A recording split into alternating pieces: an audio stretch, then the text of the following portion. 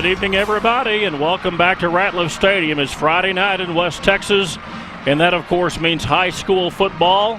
One of the longest rivalries in our district are the two teams here tonight, the Odessa Broncos and the San Angelo Bobcats. The Bobcats won the toss, deferred, as most teams do, meaning the Broncos will have the ball when we come back. Man, I'm really craving a Dr. Pepper. Crave Rider! He always has a Dr. Pepper when you're craving Dr. Pepper!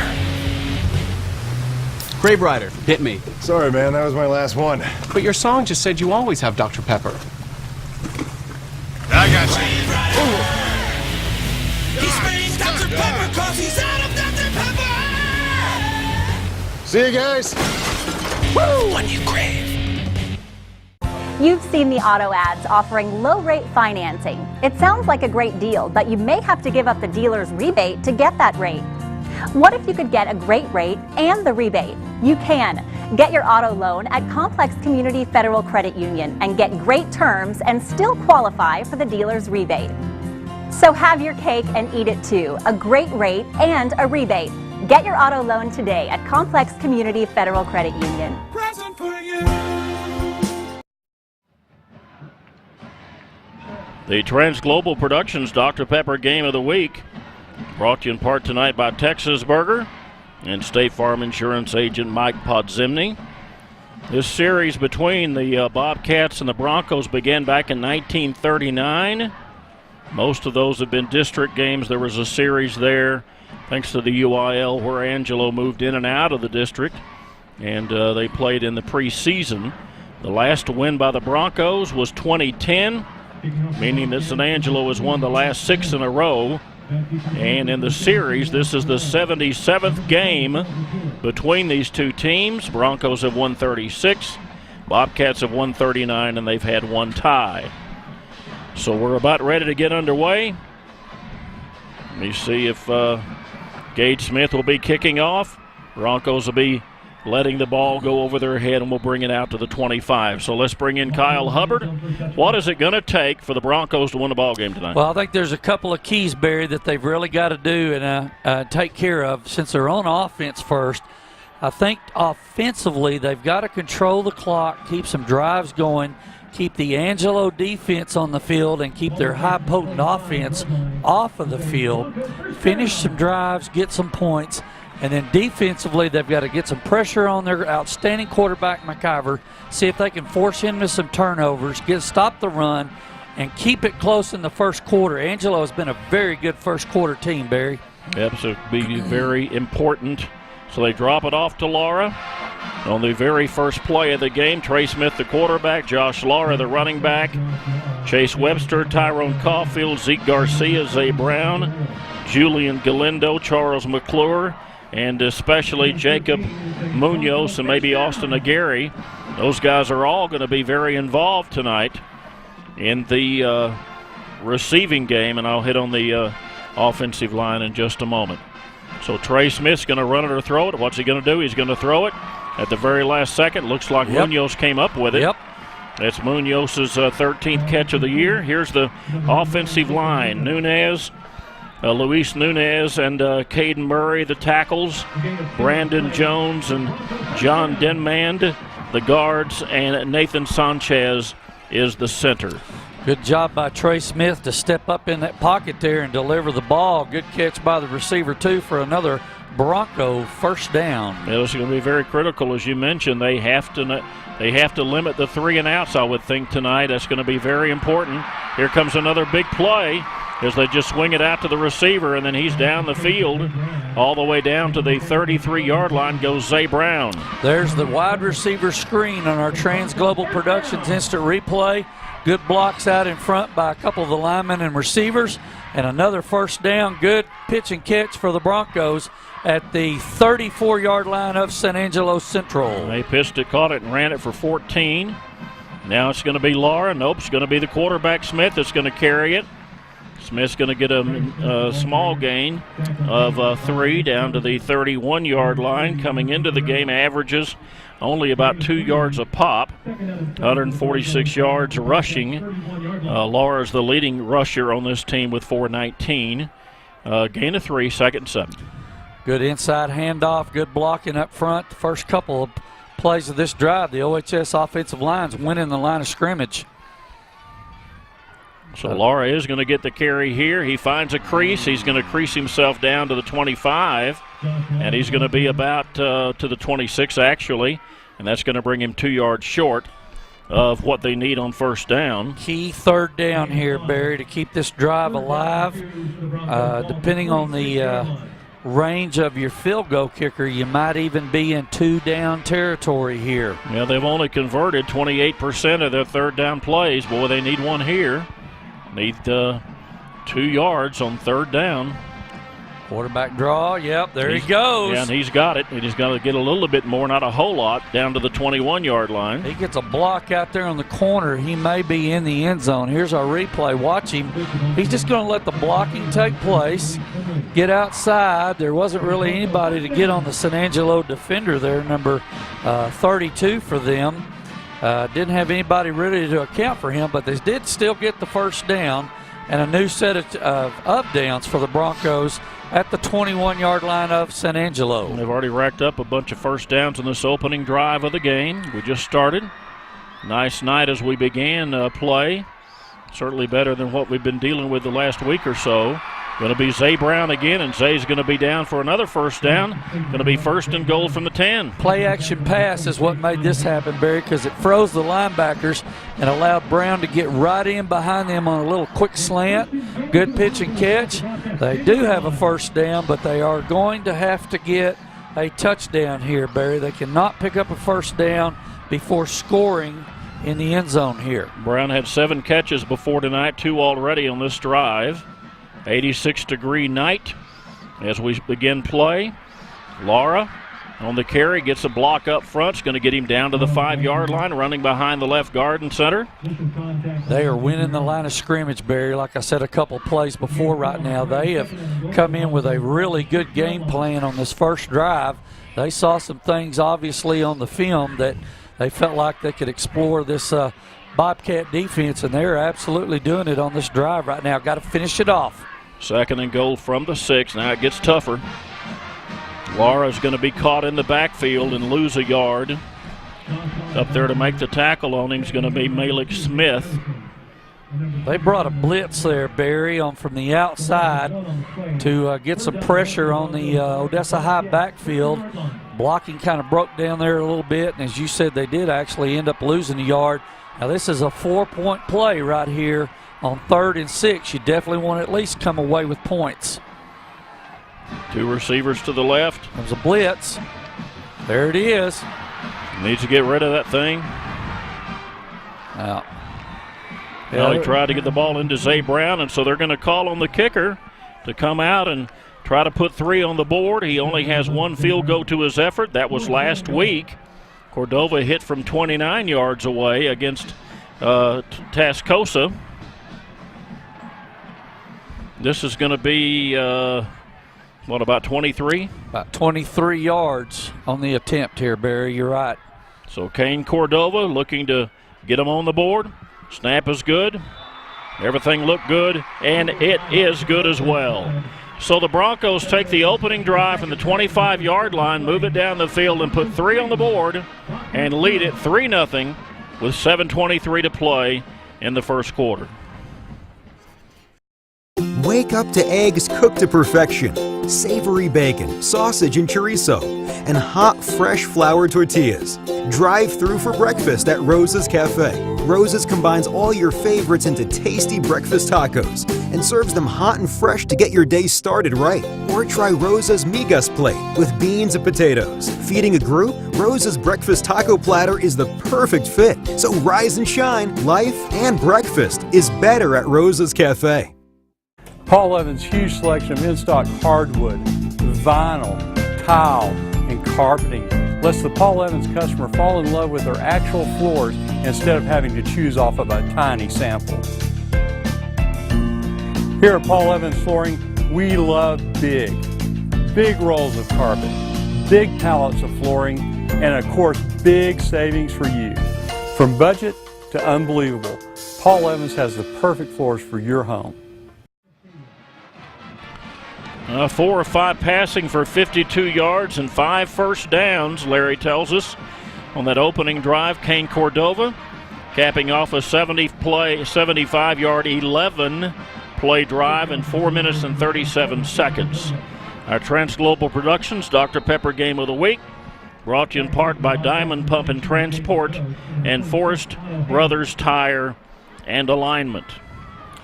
Good drive to start the game, Barry. Couldn't have asked for a better prescription other than maybe a touchdown, but they did finish it off with some points. They might get on the ball. They may have the football, Barry. I believe they do. That is a big mistake by the Bobcats right there. Well, it does look like they came up with it. They did not field the ball. There's the replay. Watch this. It just took a crazy bounce. Didn't get to the ball, and there's number 80 for the Broncos. That's Chris Ojos.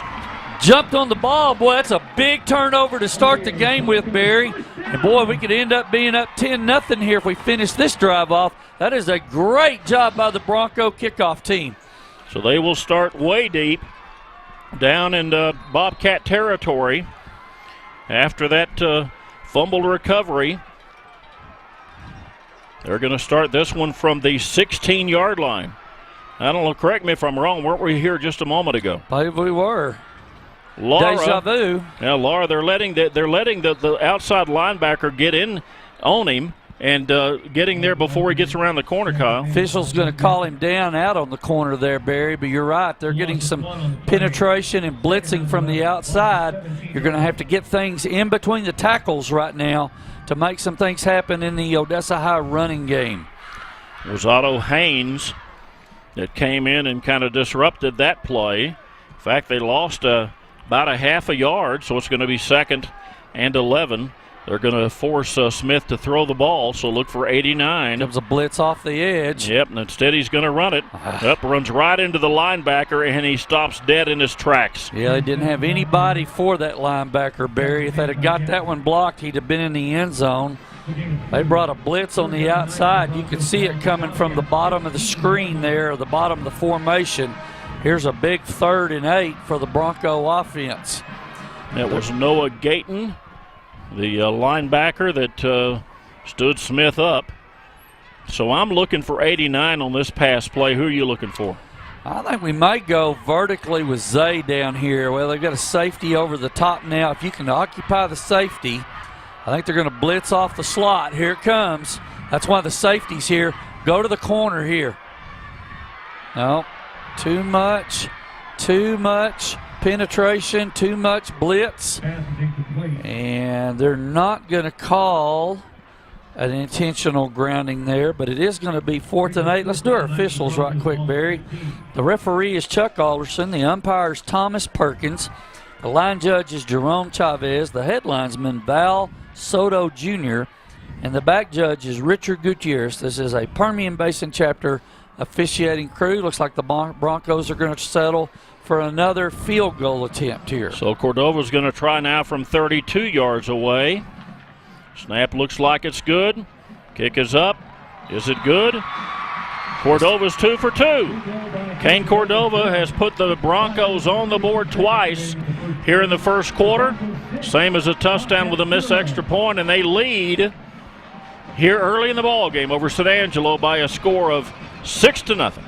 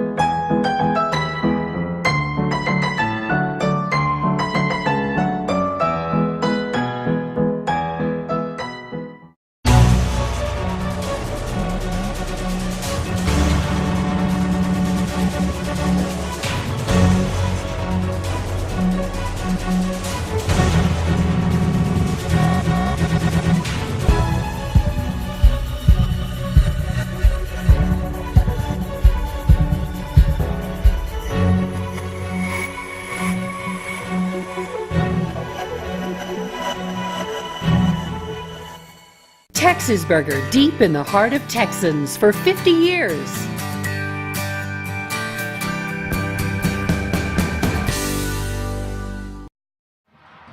Reds Global Production Dr. Pepper Game of the Week brought to you in part by the booster clubs at Odessa High and Permian and Odessa Regional Medical Center.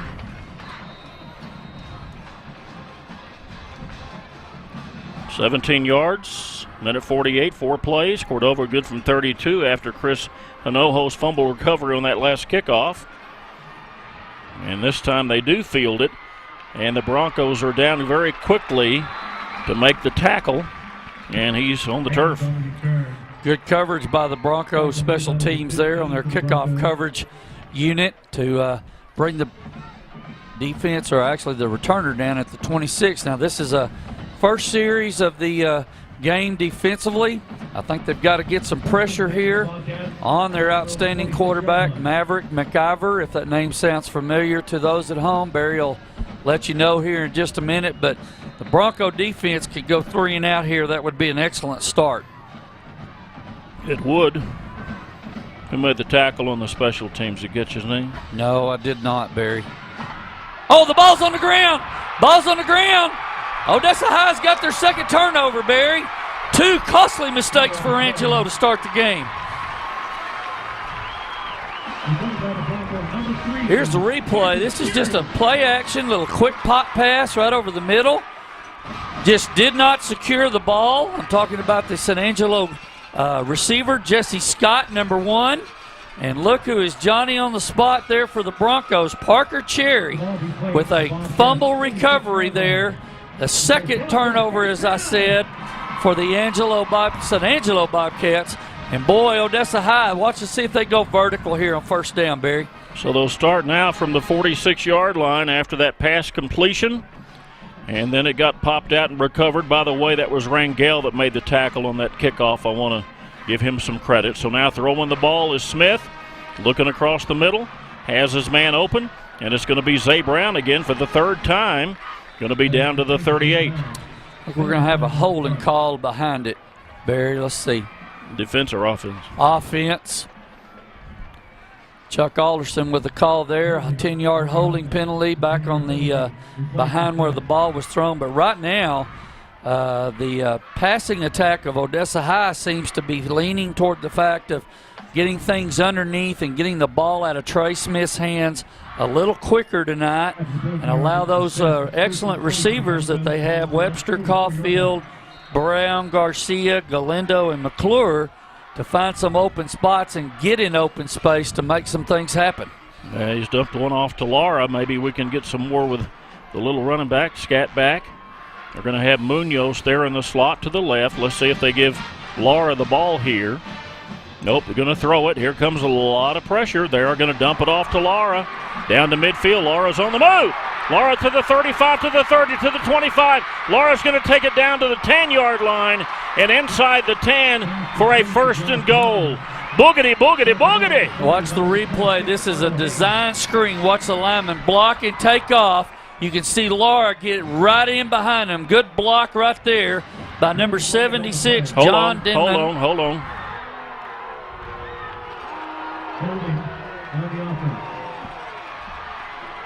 Was that in the middle of the play, Larry, or?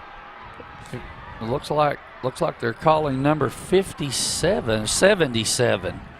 Caden Murray there, and possibly on the hold. On the beginning, so it was inside the play, and so that means they're back to the 48-yard line for a net gain of about 4 yards. Well, actually, they're back at the 48, which looks like that's net gain of 4 yards.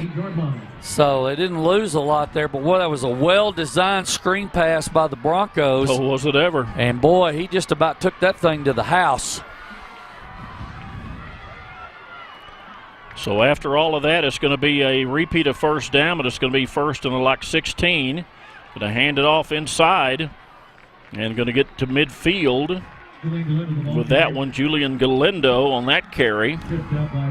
Tried the wide receiver's jet sweep, Barry, around the corner down here. Angelo played it pretty well with some penetration, only for a 2-yard gain. But, boy, that was a pretty well-designed screen pass by the Broncos there on that play before. Fifth carry for Galindo. Going to be a second down in, 14? Is that right? Playing with 5 defensive backs. I'm talking about San Angelo. Let's see if they can get something going here. Wanted to run before he caught the football, Barry. That's a no-no. No, got to look it in and then allow the block to happen. He wanted to get upfield pretty quick. He knew there was going to be a safety coming down from the deep backfield of the Bobcat defense. Just didn't look it in. Now here's 3rd and 14. Well, they're really bringing the house every play, aren't they? They really are, and they don't believe that Odessa High can pick up their blitz schemes. They're switching some personnel right now. They're probably going to go with 6 defensive backs, 3-man front up rushing here, and they're going to drop 8 in coverage. So the line to gain is the 37-yard line. Smith has got to protect that ball, and he's going to get caught for about a 3-yard loss back to the 47-yard line, and the Broncos, after that turnover, are going to have to kick it away. Well, it just didn't have time to materialize there, Barry. They, like I said, brought a 3-man rush, and with 3 guys, they got the job done up front. Trey really didn't have time to look downfield and see if anything was open. The Broncos need to pin them deep here now and make them start their next drive back inside their 20. Angelo a little on their heels right now after two quick turnovers. Now Charles McClure averaging 33.2 per kick. He's only standing.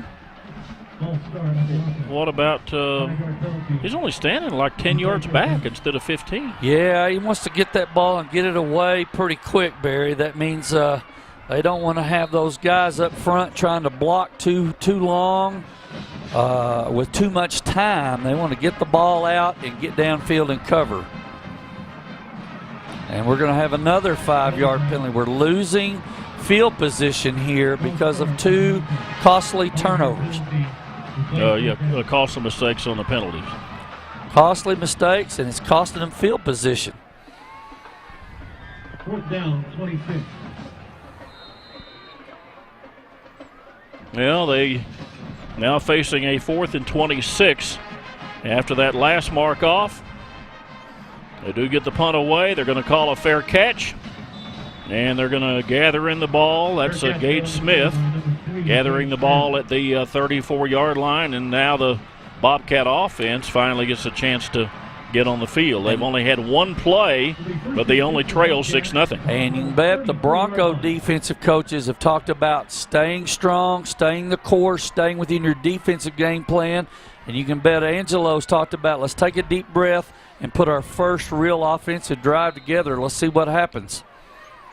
Yeah, they like to run a very fast-paced, hurry-up offense, led by the move-in from Fort Davis before last season. That's Maverick MacGyver, a big 6'4", 6'3.5", 195-pound junior quarterback. Got a good arm, comes from good stock. Well, I don't know what that was. I think he just dropped the ball, Barry. Yeah, he did. You're right. They were going to throw the out down here to the near sideline, and it looked like MacGyver just dropped the ball and had to kind of pick it up, and by that time he got hit from behind for a nice 6-yard loss for the Bronco defense. Here's the replay from the south end zone. Let's see if that's what happened. He just dropped the ball, Barry. Just slipped out of his hands. Last week he became the second Bobcat quarterback to throw for 200 and run for 200 in a game against Colleen Shoemaker. Not last week, 2 weeks ago. It's only been done 1 time in their history, and that was actually last year against Abilene. Their quarterback Cal Vinson did it, but man, 200 is quite a load in 1 game. He accounted for all 7 of the touchdowns. He threw for 5, ran for 1, and caught a TD pass two weeks ago. He's run for 451 yards this year, Barry. He whips it over the middle. He's got a man wide open, and that's going to be Teeter-Totter. Going to be down to the 40-yard line. Henry Teeter, who was actually the quarterback heir apparent for this team before MacGyver showed up on the campus, catches the ball down to the 40-yard line. And that's going to be good for 25 yards. He's a big target, Barry, and they're right back at the line of scrimmage, no huddle. 6'3" and about 220. Going to hand it off inside. Nope, they're going to take it back and throw it. and it falls incomplete. His father, Kyle mentioned a moment ago,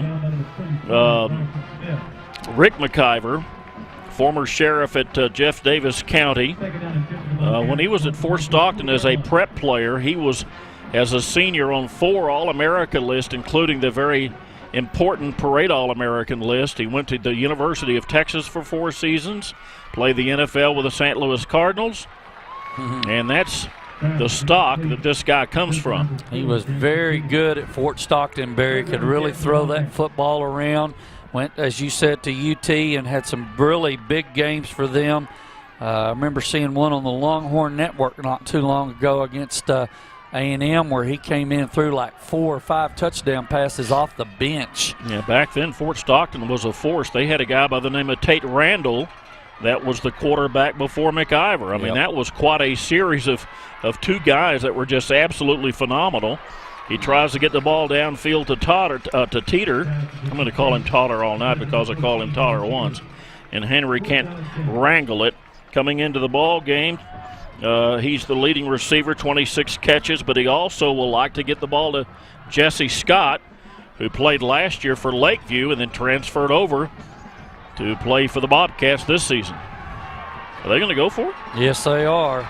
Don't really pick up much here if you punt, Barry, and get it in the end zone, about 20 yards of field position. They might quick kick it here. I don't think so. Yes, they are. He's going to quick kick it here. Where he's at, they're going to try to pin Odessa high deep. Well, that's his 8th quick kick of the year. He's really proficient at that, and it's gonna wobble down and become a wounded duck and land on the field at the 9-yard line. So now we play field position. Win-win for the Odessa High Bronco defense there, Barry. Gave up a few plays, but really bowed up and stopped them there. And now with 45 seconds left in a very quick first quarter of action-filled first quarter, Odessa High now starts this drive at their own 9. Field position is flipped, so you want to be careful here and see if you can get some first downs like you did on your first drive and work it down the field. Very critical to get off the doorstep of your end zone and keep the ball, first downs, move the chains, but you definitely don't want a 3-and-out here. So Smith is going to keep it, get some good yardage, about 6 yards after the 15. About 5 on a little quarterback design draw there. Good blocking up front by the guys on that offensive line. Now you can kind of play around with the playbook if you want to at 2nd and 5, even though you are in your own end, still deep. I think they'll still run the football here with 17 seconds and the clock running out of the pistol formation. And bring a blitz off the corner at the top. Now they whip it out to Galindo, and he quickly goes to the turf. Now, is that Caulfield that's supposed to make the block to keep Gage Smith from disrupting the play there? Yeah, yes, Barry. He has to get in front of that and get that block so that the receiver can get up, but didn't do it, and we're at the end of the first quarter. So at the end of one, it's 2 field goals by the Broncos that had them on the board and leading 6-0 over the Bobcats. At Ratliff, stay with us. BCM and Associates Incorporated, the Oilfield Undertaker. BCM provides turnkey services to plug and abandon oil and gas wells in the Permian Basin. BCM has 7 highly trained plugging crews based in Odessa and Hobbs, New Mexico. BCM will prepare and file regulatory forms. We also buy leases for production and salvage. Go to bcmandassociates.com for services, pipe, plus equipment for sale. bcmandassociates.com. The Oilfield Undertaker. Hi, my name is Kevin Mannix. I'm the president and founder of Optimus Physical Therapy. I have practiced in the outpatient setting for the last 18 years in Midland, Odessa. It is intercepted by Kevin Mannix. Our professional staff will ensure that your functional goals will be met. Our cutting-edge manual techniques and state-of-the-art equipment allows Optimus to offer an evidence-based treatment approach tailored to each patient's functional recovery. Remember, Optimus Therapy for optimal results.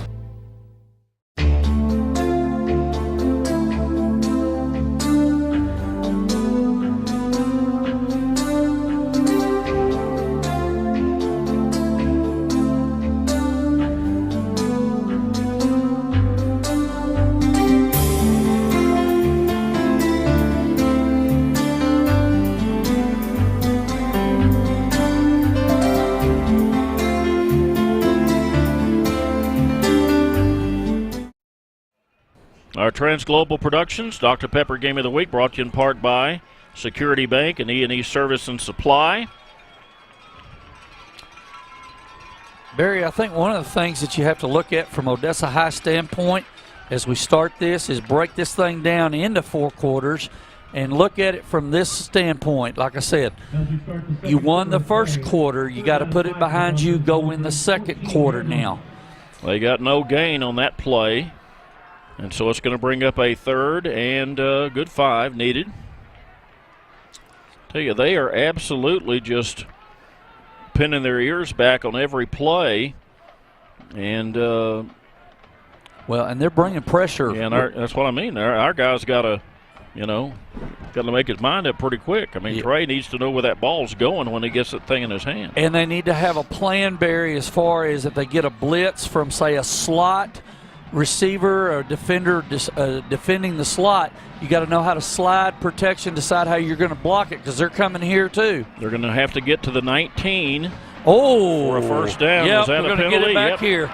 Yep. Gage Smith was all over the receiver, and it's going to cost them a first down for the Broncos.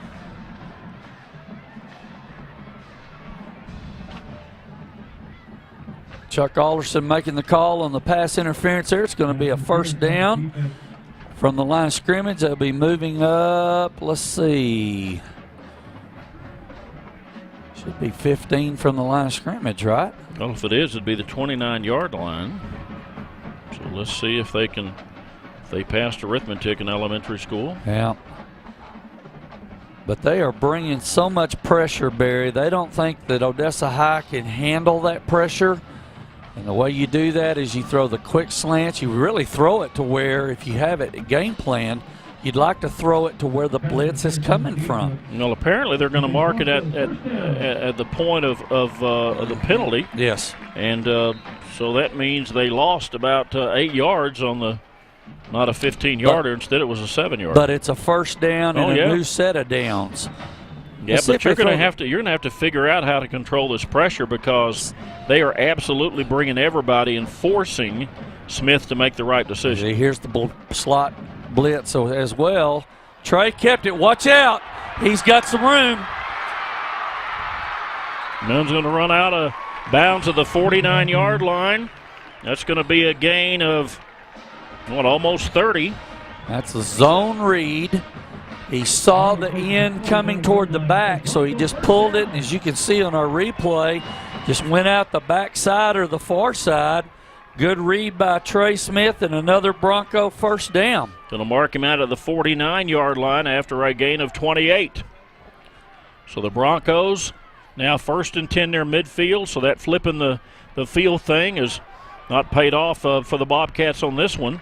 And Smith, with some very tough running, will push his way up inside of Bobcat territory to the 46-yard line. About 5 yards on the same play to the opposite side of the field, the zone read, and just allowed himself to make that read and get up inside for a nice 5-yard gain. Now, if they come with that trip set again, Barry, see if San Angelo brings 3 defenders. If not, I look for the bubble pass to happen at some point to that trip side for the Broncos. Bobcats' second quarter is by far their most productive, and so that's something to be aware of. Of course, if the Broncos can keep the ball on offense, then that keeps that offense of the Bobcats off the field.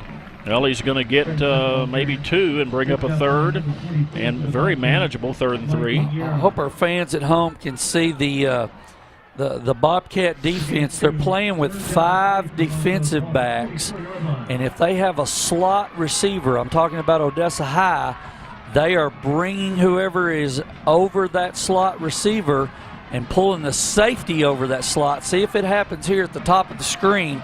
See if the slot there comes on a blitz. Here he comes. Okay, they have to get to the 41-yard line for a first. Smith's going to keep it.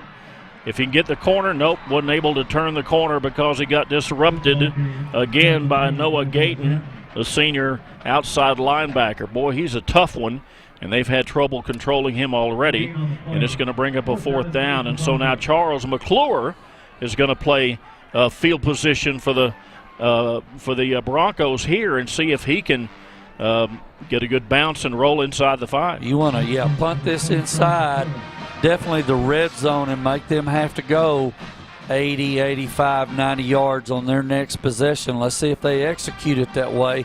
They've only got one person deep at about the 17-yard line. Well, if he holds to his 33-yard average, they'll get the ball somewhere around the 12-yard line. Well, if they can get down there and cover it, nope, they're not going to be able to, and it's going to come out to the 20. Yep, didn't get down there and run past the ball and get it stopped inside the 5. But still, you're going to make them have to go 80 on their next drive here. That's still okay. From a Broncos standpoint now, they're going to start it at their own 20-yard line. Let's see what the Bronco defense does here on this drive. Well, this is a very fast-paced offense. I think that Larry's pencil's already smoking. At least they were when they had the ball a moment ago. He has several favorite receivers, Jesse Scott and Teeter among them. And he's going to run the ball a lot himself. He carries it here. In fact, coming into the ball game, McIver had run for 451 yards. He had thrown for 1,249, completing 65% with 16 touchdowns. And how many interceptions do you think he's thrown? I'm going to go out and say 0. None. Very accurate passer, Barry. That's what I think. Of course, our guy's only thrown 1. That was last week. And if they can get pressure on him, see if you can force a turnover there. Well, they throw it in the middle. That's the Lakeview transfer. Jesse Scott, 21 catches for 424 and 6 touchdowns before tonight. Going to get this ball for a first down after the 36-yard line. That's a gain of 12. The play action pass, Barry, froze or held those linebackers where that little slot receiver could find that open area right behind them. Good execution, good pitch and catch, good first down for the Bobcats. Now watch out, Teeter's in the backfield, and he threw the touchdown pass last week to McIver. Well, they get the ball over the middle, and he's off to the races. They're not going to catch him. Oh, they did catch him. They got his ankle, and he went down to the 5-yard line. At the 15-yard line, that's Jackson Timmy with his 9th catch of the year, and I thought he was going to score. Yeah, they took a bad angle to try to make the tackle right there, and this is a touchdown-saving tackle there by Joseph Chavez. If he's not hustling and take his legs out, they do score. Yep, he did the look at there. And bang the ankles together. So McIver keeps it here. And it is going to be a loss of a yard. It's a good tackle by Tony Carrasco right there on our replay. Stayed at home and made a good tackle, taking McIver's legs out actually for a 2-yard loss. Yep, I said 1. It was actually 2. And Carrasco's done a very good job of when he gets a hold of somebody. He rarely lets go of them. Austin Barron, the only running back, little fella back there in the backfield with McIver. They don't use him a whole lot. He's going to run it here and going to be brought down very quickly by C.J. Washington. Washington's another guy that's really had a good year. He's played very well at the defensive end position, Barry, and he played it very well right there. Stayed at home, just closed down on his gap responsibility and held McIver to a 3-yard gain. Was that McIver? I thought it was it might have been, yeah. So it's going to be 3rd and 9 is what this offense is facing. He's going to get the ball out quickly. Here comes a lot of pressure. He's going to roll out. He dumps it off, and there is absolutely nothing Gut doing.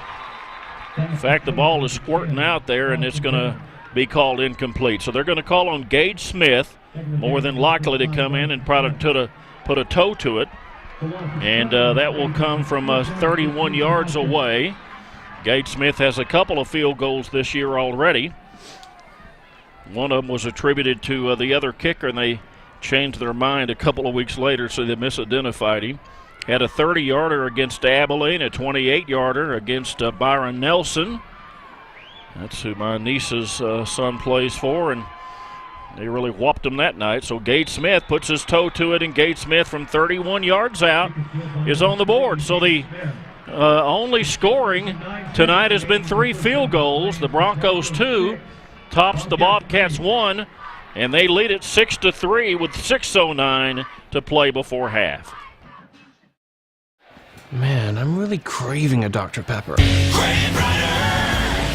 He always has a Dr. Pepper when you're craving Dr. Pepper! Grave Rider, hit me. Sorry, man, that was my last one. But your song just said you always have Dr. Pepper. I got you. Grave Rider! He's spraying Dr. Pepper cause he's out of Dr. Pepper! See you guys. Woo! When you crave.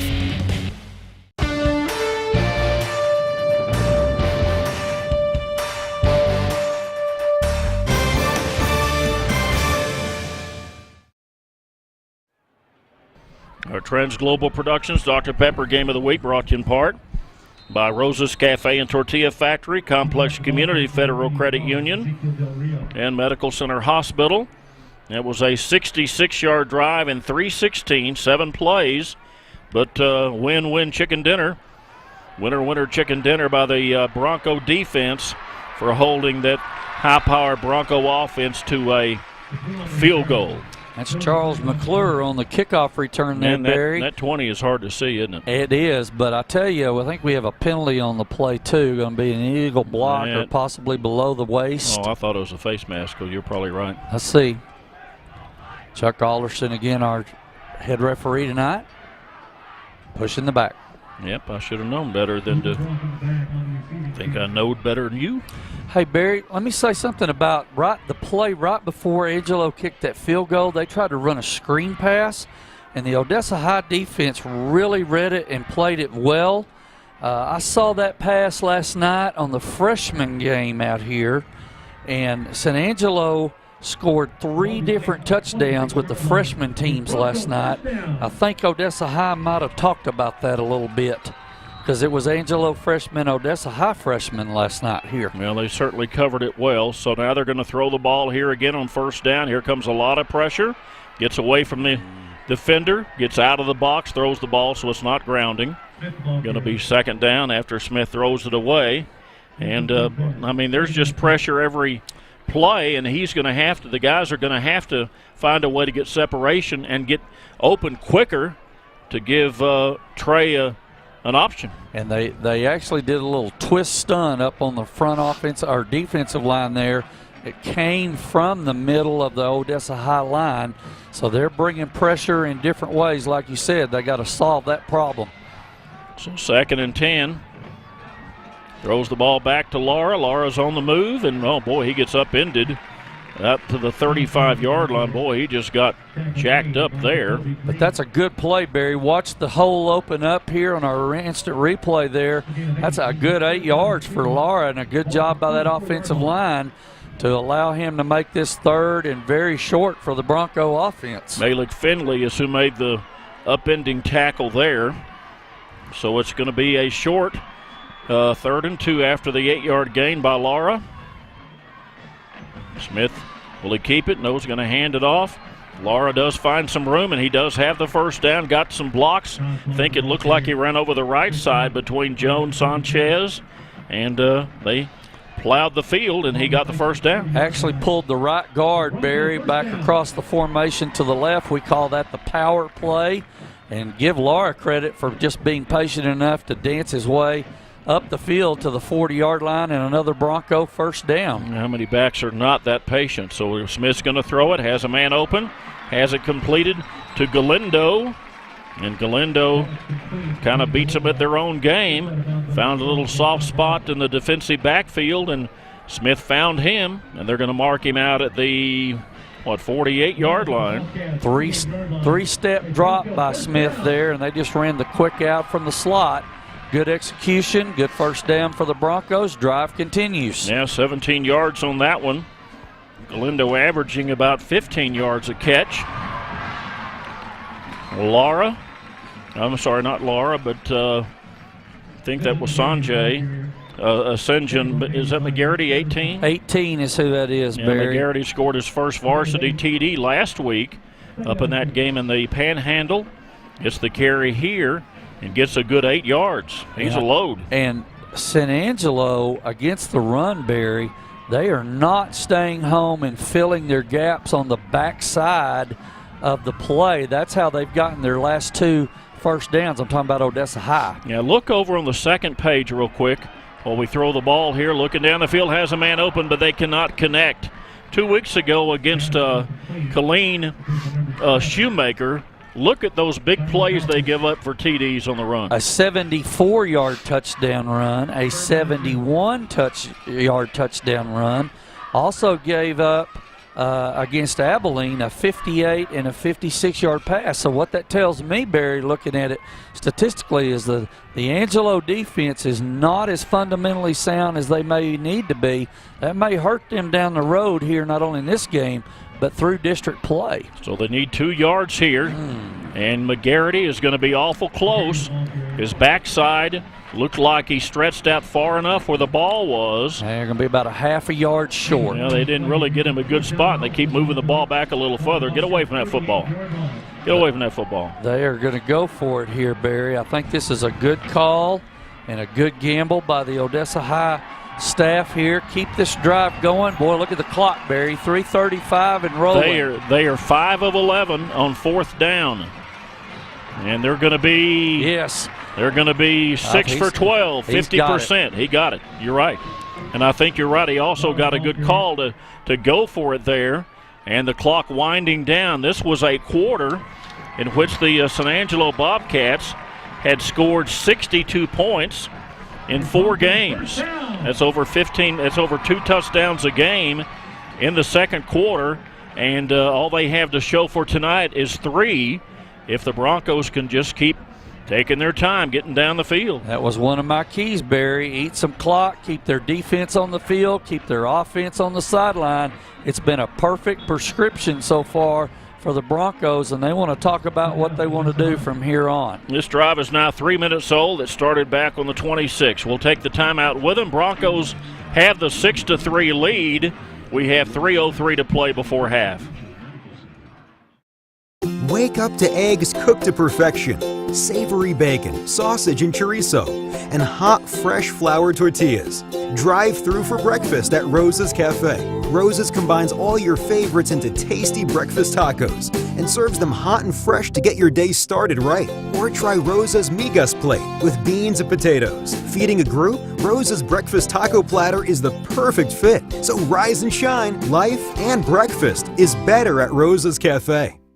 E&E Service and Supply is your leader in well service supplies and rig packages. We manufacture oil savers, rod transfers, rod strippers, pipe wiper blocks, weight indicators and pads, rope sockets, drop valves, guy line blocks, swab mandrels, fishing tools, slip cylinders for Advance, BJ, and Giberson, and a whole lot more. Please come by E&E Service and Supply at 3501 Brazos.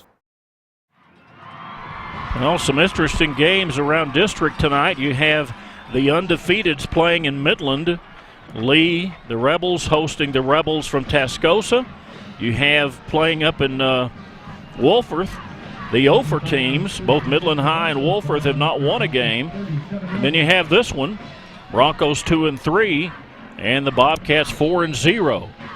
So now 1st and 10. 3 minutes and 3 seconds to play before halftime, starting from the Bobcat 38. That's a blitz. That may be grounding. Nope, No. There's Laura right there. Yep. Laura's just sailed right over his head. But so how do you solve that? Well, you've either got to throw something like quick outside, like a little bubble screen of some kind. That blitz is coming from the slot areas where a slot receiver would be, and then they also brought pressure from the inside. You've got to get something quick outside, or you've got to run outside and get it blocked toward wherever the blitz is coming from. So this like is this. So this is the 9th play of the drive. Laura's down the sideline, and he's going to be in for the score from 38 yards away. Did you hear me say like this? Because they brought the blitz from that side and pitched it that way and got it blocked. Here it is. Watch. They're going to kick out there, get a good seal there, and once Laura got into the open area, it was off to the races and another Bronco, or first Bronco touchdown of the night. So Cordova on to add the extra point. not going for two to make it a 14-3 game. They're going to go for the one. And Cordova is Johnny on the spot. 82% coming in. Perfect tonight. And the Broncos with a new score have a 13-3 lead, but they've left 2:49 on the clock before halftime. Stay with us.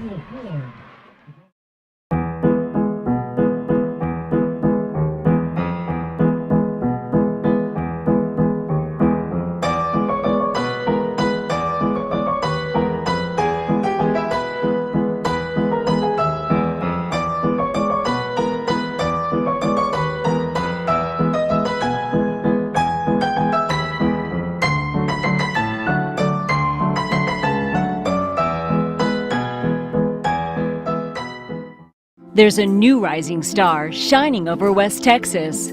Odessa College is one of the top 4 community colleges in the United States. 5 years after completion, OC graduates earn twice as much as all other workers in the region. First-time Odessa College students can qualify for first-class free scholarships. Imagine more. Imagine yourself at Odessa College. Call 432-335-6400. Texas Burger, serving great hamburgers and more for 50 years.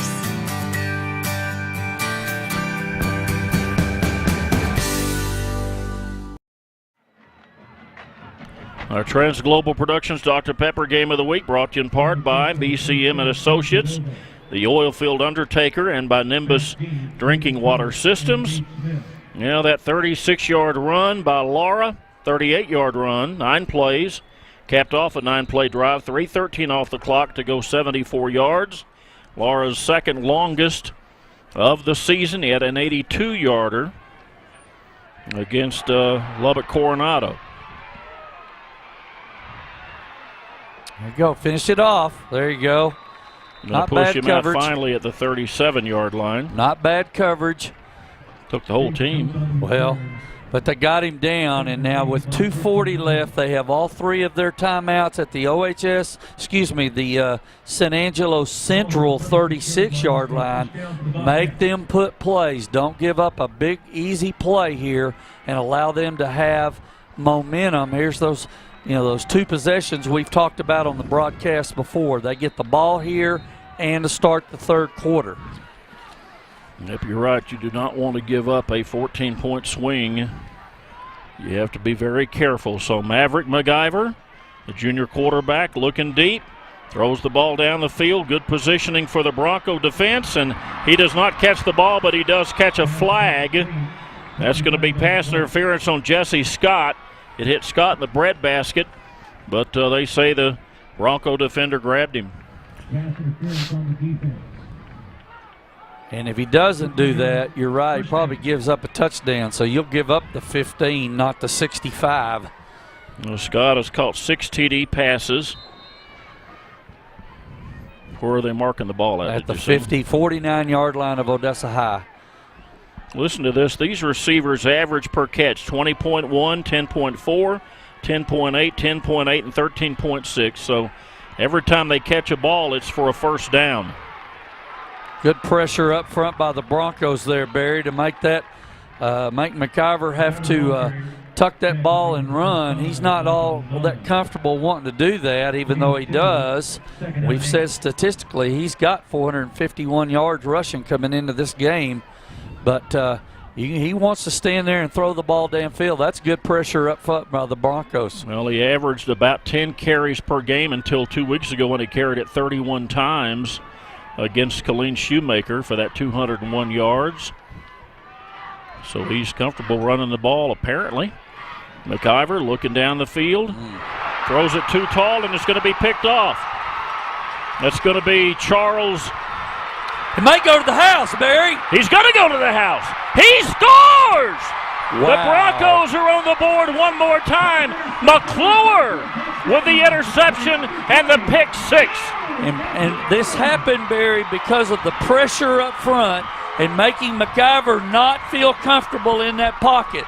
Watch him step up. He wants to throw. It's just a high throw, not where it needs to be. And watch McClure follow his blocks, find open lanes, and right here he was gone to the house. Great job by the Bronco defense. That is Charles McClure's first pick of the season. That is McIver's first interception of the season, and it is a pick six, Bronco advantage. And the Broncos are on the board yet again before half and lead this one by a score of 20-3. That was a 65-yard return, 1:34 to play before half, and the Broncos have the 20-3 lead. BCM and Associates Incorporated, the Oilfield Undertaker. BCM provides turnkey services to plug and abandon oil and gas wells in the Permian Basin. BCM has 7 highly trained plugging crews based in Odessa and Hobbs, New Mexico. BCM will prepare and file regulatory forms. We also buy leases for production and salvage. Go to bcmandassociates.com for services, pipe, plus equipment for sale. bcmandassociates.com. The Oilfield Undertaker.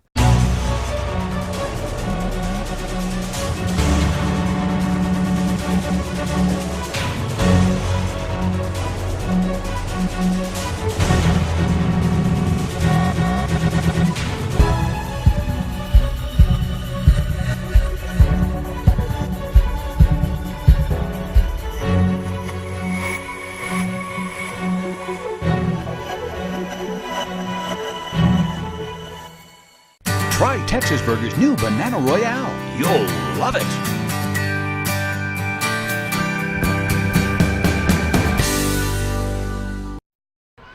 Aaron Ochoa had an interception return pick six against Wolford last year. That was the last time before tonight.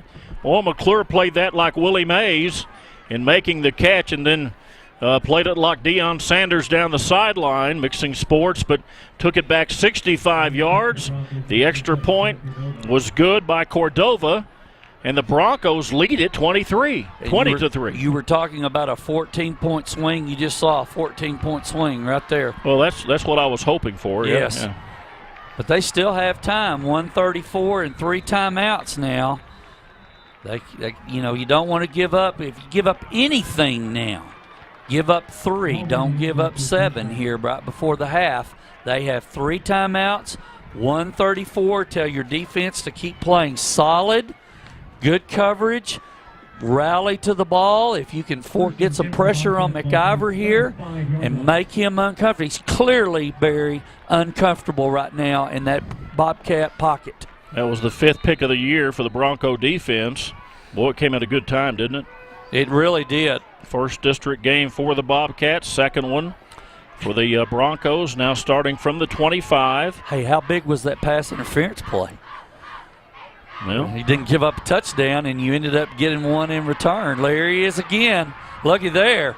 I think he's outside the tackle box. Yeah. He's probably going to be okay there. Is that Laura that made the tackle? I think that No, that's Carrasco. That's Carrasco. That's 25, not 26. Yes.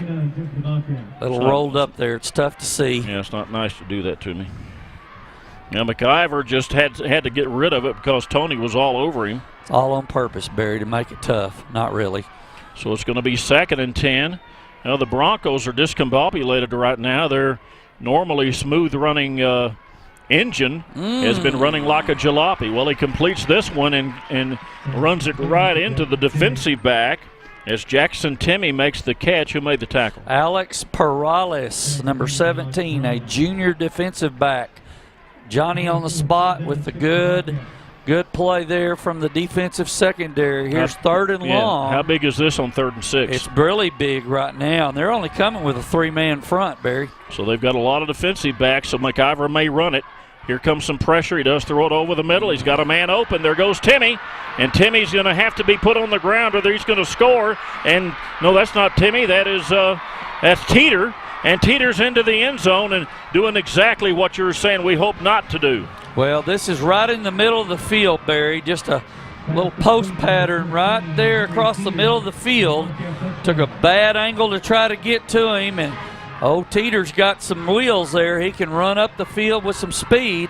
And here's the swinging gate on the extra point. Now they're going to get out of it and bring the kicker on for the extra point. They made sure Odessa High was going to cover the swinging gate on the extra point.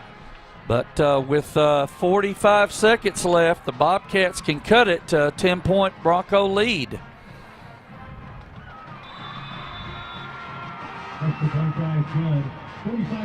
And it does cut it down to 20-10 after Gage Smith puts it between the uprights.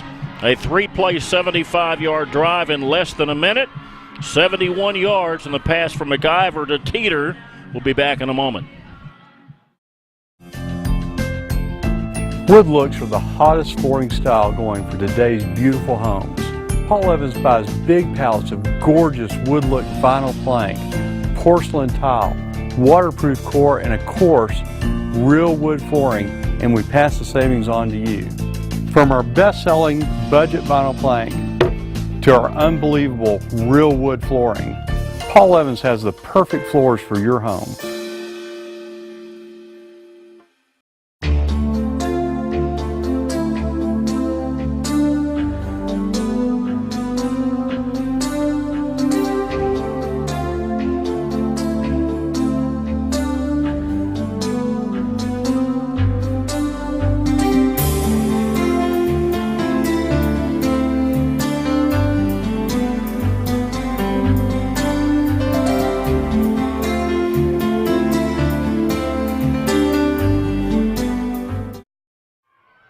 That was Henry Teeter's 5th touchdown of the season. He's caught a TD pass in every game except the Kerrville-Tivy game. McIver has thrown at least one touchdown pass in every game, his 17th of the year on that one. And that 71-yarder was the longest pass play for a score of the season by this Bobcat offense. That's what you didn't want. No, didn't want that at all. Got to take care of the ball here. That was a zone coverage and a post pattern beating both safeties right there. It was also the longest play. Oh, be careful. It was also the longest play, scoring play against the Bronco defense this season. And boy, it came at a wrong time on that third down play. They could have turned a 3 and out right before halftime and been completely in control. But they still lead by 10 at 20-10. Talking about the Broncos, we're down to a minute down to 38 seconds, so I guess you probably tell Smith to just run around a couple minutes. It depends on what coverage you get, Barry, and what kind of plays you can put together. They have 2 timeouts. I'm talking about Odessa High now. So if they get a big play here, they're going to bring some pressure again, and if he gets the corner, watch out. Yeah, that's okay. He got what he could and got out of bounds to stop the play, the clock. So that's 8 yards on first down, and you can kind of take a shot here. They brought a blitz again. Watch him come from the right side there from the south end zone on our Trans Global Productions instant replay. Got what he could and did the heads-up thing by getting out of bounds. Yeah, he got 9 yards, so it's only going to be 2nd and 1. Smith is going to run it or throw it here. Dumps it off. Oh, that's a dangerous play. Well, it's a screen pass, Barry, and it was just the timing on it was just a little bit off. If he's got about a half a second to get this, watch the replay. Watch the lineman take off. You see Laura going to the right there, but the ball was just a little bit too high and too far. They're really fortunate that didn't hit the lineman there going out on the block, because that would have been an eligible receiver trying to catch or getting hit with the ball there. So down to 24 seconds. Going to be 3rd and 1. Smith will keep it. Try to get the first down. No, he hands it off inside. Ooh. Bobcats, though, are out of timeouts, aren't they? No, they've still got their 3 timeouts, Barry. And they just called one. Yes, they did. Because I think he is short here by a good yard. I don't think he got anything on the play. We'll take a break. Be right back. Remarkable. That's what we like to hear from our robotic surgery patients when they talk about their experience. At Odessa Regional Medical Center, our surgical team is dedicated to getting you back to the things you enjoy most. And with robotic surgery, that's even easier. For Jamie, her successful robotic procedure allowed her to return to work and traveling remarkably fast. At ORMC, we want to help you return to the things that matter. We love what we do, and we think it shows. I am ORMC proud. What's freshness? It's Taco Villa's unique heart-shaped tortilla chips combined with creamy cheddar cheese, guacamole, and more. It's a soft, warm-filled bun with Taco Villa beef that's made fresh several times each day. It's a handmade burrito overflowing with perfectly grilled chicken, garden vegetables, and cheddar cheese. Taco Villa cooks your favorites all day long to ensure freshness you can taste. Taco Villa, freshness fanatics love. Our Transglobal Productions Dr. Pepper Game of the Week brought to you in part by Odessa College and Permian Basin area-wide phone book. Well, now we're in a kind of precarious spot here, aren't we? Well, and I'd like to see him kick it to this third of the field and cover it so that you don't have to cover 2/3 of the field, but they just took a fair catch because they want one more chance with 10 seconds to see if they can get a big play down the field. 10 seconds, as I said, left in the half or in the quarter. I'd be the least bit surprised if they dump the ball off to Jesse Scott, try to get some blockers in front of him. Jesse's number one. Look He's at the transfer from Lakeview, and that's what I think they're going to go with. Look on your screen, folks, and Barry right here. Look at this prevent defense. They've got a guy almost 35. He's moving up a little bit here, but they're going to play 3 deep secondary guys and try to keep everything in front. And you're right, so Angelo's just going to take a knee and go to the house. Yeah, just going to take a knee and go talk about it. So we have played one half, and the Broncos are leading at halftime over the Bobcats. Our score is Odessa High 20, San Angelo 10. Hi, my name is Kevin Mannix. I'm the president and founder of Optimus Physical Therapy.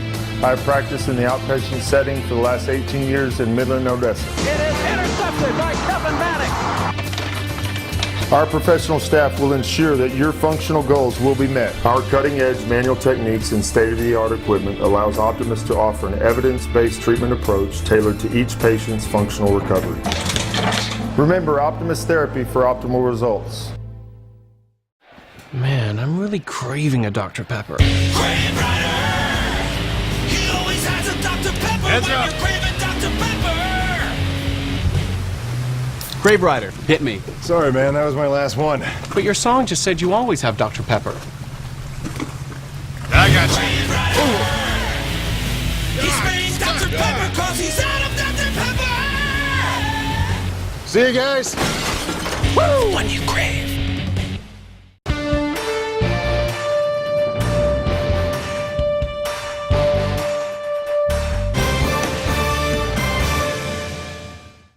Texas Burger, deep in the heart of Texans for 50 years.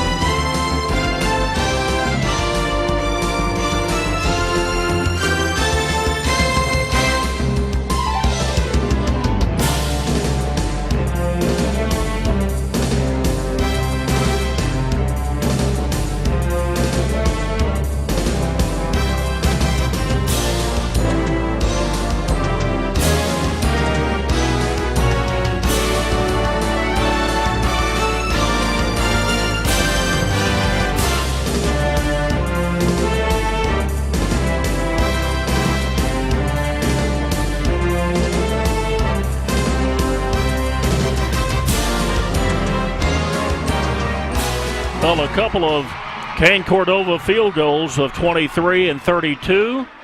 A run of 38 by Laura and a 65-yard pick six by McClure has the Broncos with 20 points in the first half to offset a 31-yard field goal by the Bobcats, but then the backbreaker was that 71-yarder from MacGyver to Teeter. Now, Kyle, statistically, it's pretty even.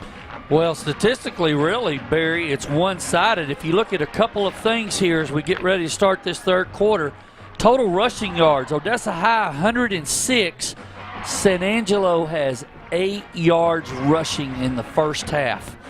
4 first downs to 10 for Odessa High. San Angelo has 4.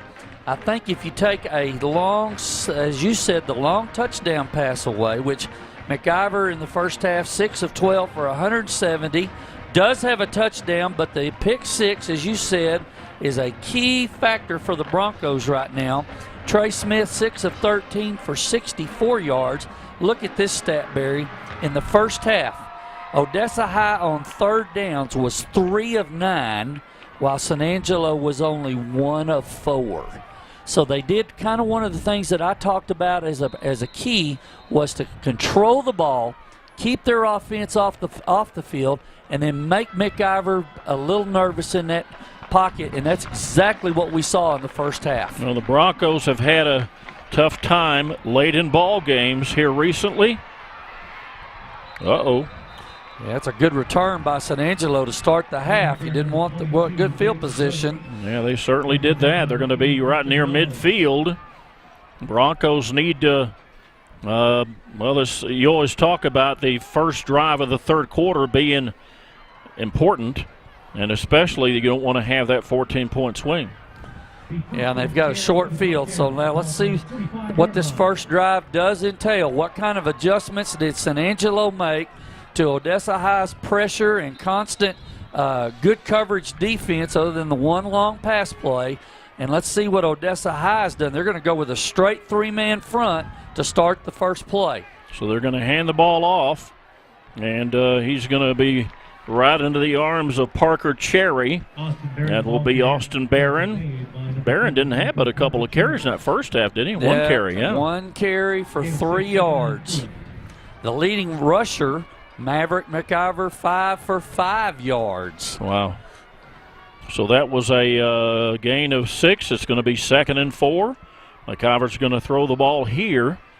Watch out for that fella I talked about. Scott is just so dangerous. He's number 1. He's at the top of your screen. And Teeter as well. Yeah, instead they throw it inside, and the inside man grabs it. That's Jackson Timmy.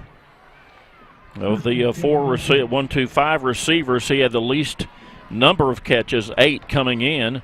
But he does get a first down here as they're down inside Bronco territory at the 43-yard line after 3 plays of the opening of the second half. Alex Perales with the tackle there from the Broncos secondary, number 17. McIver looking to throw, has a man over the field, but he can't connect. Good defense. Yeah, as Teeter was are they going to flag him? Yeah, he was there a little early, Barry. If we get a chance to see this, here's Chuck Alderson with the call. It was Parker Cherry defensively. I think he was there a little early.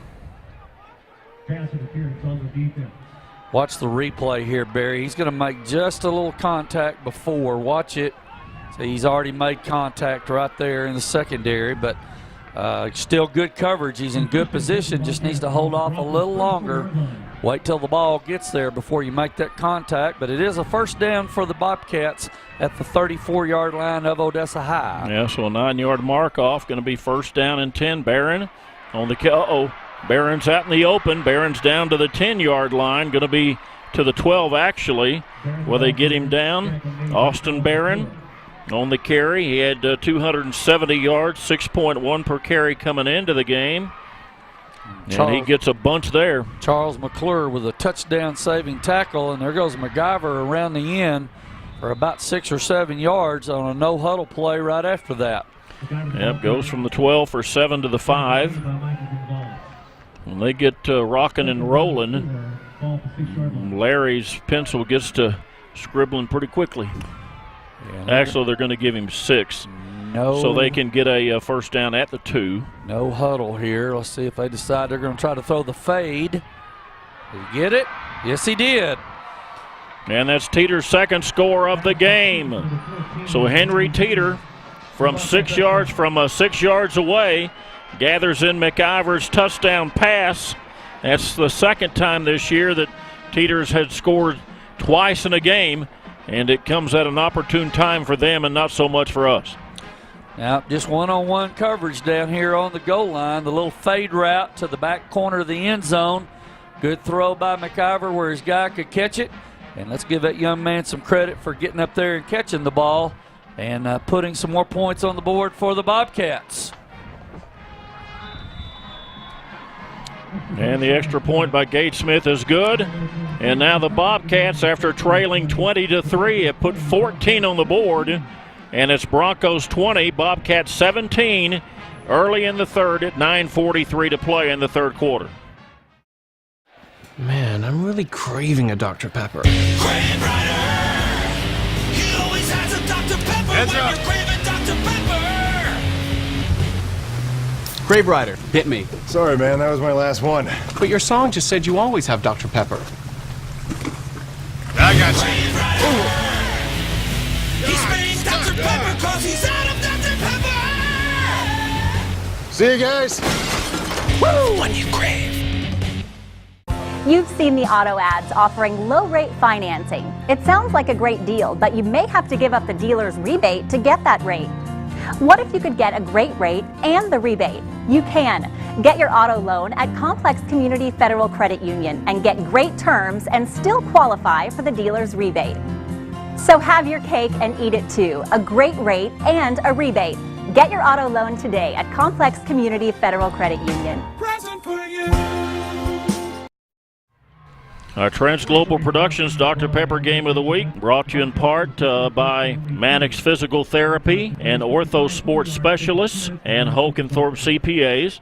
So the opening drive of the third quarter takes the Bobcats down the field after a great return of the opening kickoff. They started from their 45, moved 55 yards in 5 plays in 2 minutes and 9 seconds. The 6-yard pass from McIver to Teeter. Their second hookup tonight, and it's 20-17, and the Broncos will have the ball for the first time in the second half. Yeah, they almost had 2 receivers there, Zay Brown and somebody else running into each other on the kickoff return there. Very fortunate we didn't fumble the football and do have possession here at the just over the 28, right at the 28-yard line. Nose of the football is touching the 28-yard line. Let's see what kind of adjustments the Bronco offense made at halftime. Yeah, so again, we need to limit the 3 and outs. We need to keep the ball. And deal with the blitz. Yep, deal Here with the blitz. Comes. Oh, my goodness. That's not good. Well, they did a great job of getting penetration. Anthony Guerrero not only penetrated, but I think he ripped the ball out of Lara's hand. And it's recovered by the Bobcats. This is a screen pass set up, Barry. Just did not secure the pass. Watch it here on our Transglobal Productions instant replay. You can see Lara working his way through there, and got stripped by number 30 for the Bobcats.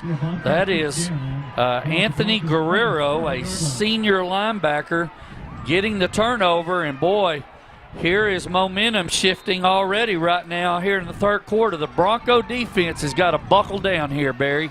Yeah, old Mo has moved across town all of a sudden.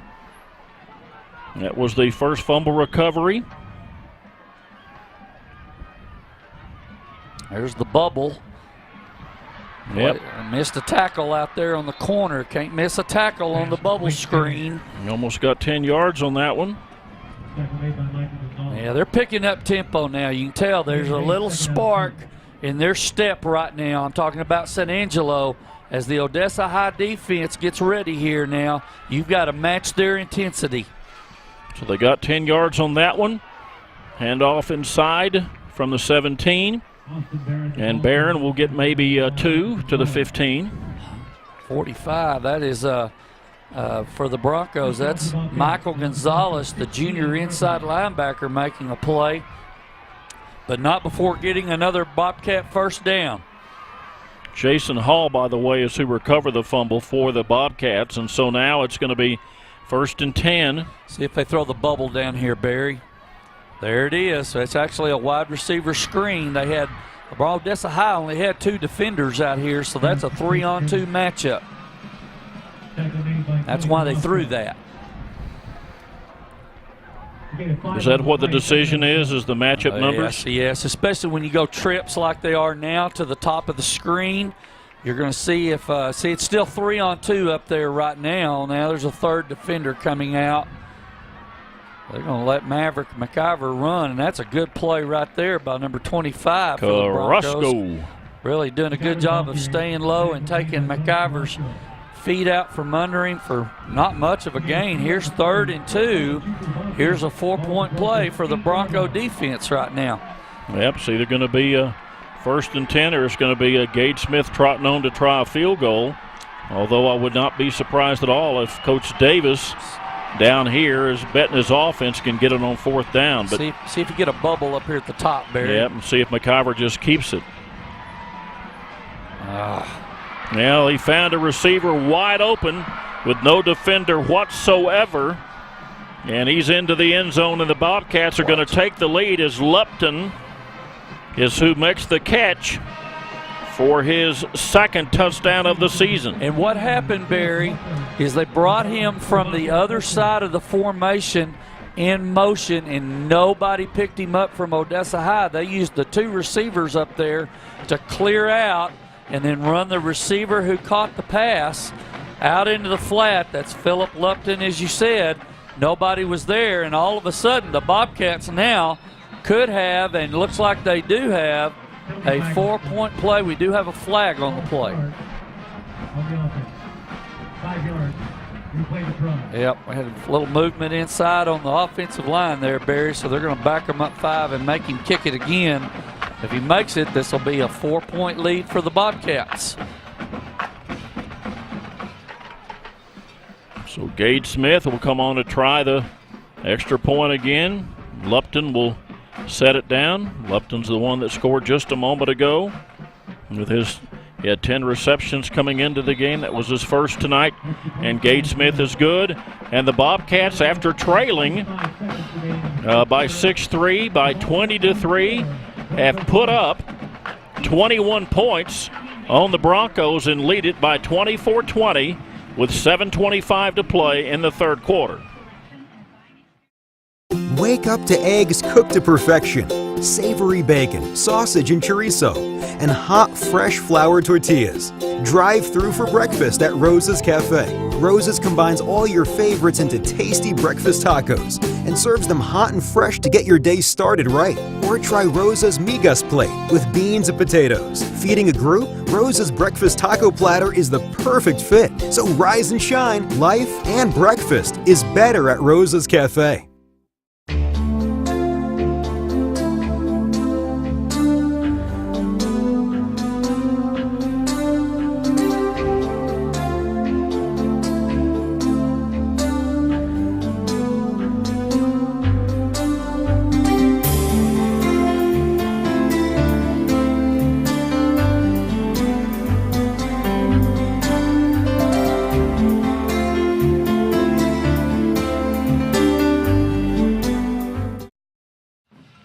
Our Trans Global Productions Dr. Pepper Game of the Week brought to you in part by Nimbus Drinking Water Systems and BCM and Associates, the Oilfield Undertaker. Well, after the fumble on the Bronco 27, only takes them 2 minutes and a second to go 5 plays, and the 27 yards where McIver finds Lupton, and then the extra point is good, and it's 24-20 with the Bobcats on top for the first time tonight. Let's look at the 3rd quarter. The Broncos have scored 21. They've given up 21 in the 3rd quarter. San Angelo has scored 56 in the 3rd and given up 23. Which tells you they're making good adjustments at the half, and we've seen that in 2 drives here already. There you go. That's a good first down play. A run by Smith, the ball carrier there. Or Smith, yeah, excuse me. Yeah, they started from the 38. Gain of 6 is going to bring up a 2nd and 4. Don't have to panic. Everything's okay. No, there's no need to. 3rd quarter. And you do have to get some points here. Yep, got to have something. They need a long drive, eat the clock, eat some yardage, and end up in the end zone. Smith, though, will take the ball. Will he throw it or will he pass it off? What's he going to do? He's going to hand it off to Lara. Lara just sticks his nose right in there and gets a yard and brings up a 3rd and 3. Kind of really pressuring the line of scrimmage. I'm talking about San Angelo right now. They've got a little pep in their step defensively right now. It's a big 3rd and 3 for the Odessa High offense now. You need to execute here and keep this drive going. Caulfield has not been involved in the passing game yet tonight. He's really a playmaker. To see if sometime in the second half they can get number 7 involved, as well as Munoz. And Lara's going to be about 2 yards short. He gets a yard, but he needed 3, and it's going to be punt time for the Broncos. Well, and right that play, Barry, they didn't have a safety in the middle of the field at all. They don't believe Odessa High can burn them vertically. Maybe somebody in the box saw that and will make an adjustment on a play or a route and see if they can burn them downfield next time. But this is a 3 and out for the Bronco offense, and your defense now has to make some quick adjustments and get right back on the field. Yep. And have to find a way to slow those receivers down. And really, they haven't even pressured MacGyver, have they? Maybe early in the first half. Well,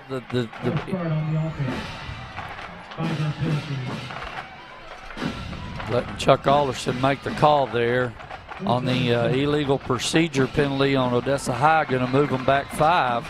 Yeah, they had trouble with those 5-yarders on the punt formation, haven't they? You've got to let the guy get set here. You see him coming from the top of the screen. They're going to roll that way and kind of rugby kick this. And after that. Oh, they're going to fake it, Barry, and they got it. What a call by Coach Servance. They faked the punt. Watch our replay here. They're going to snap it back to the punter. Here's McClure, and they just brought that guy that they had coming in motion.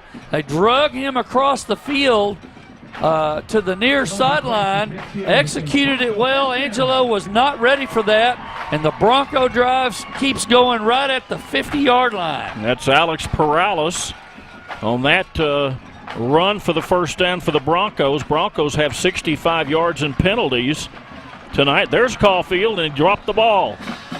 Tyrone, catch the ball before you run.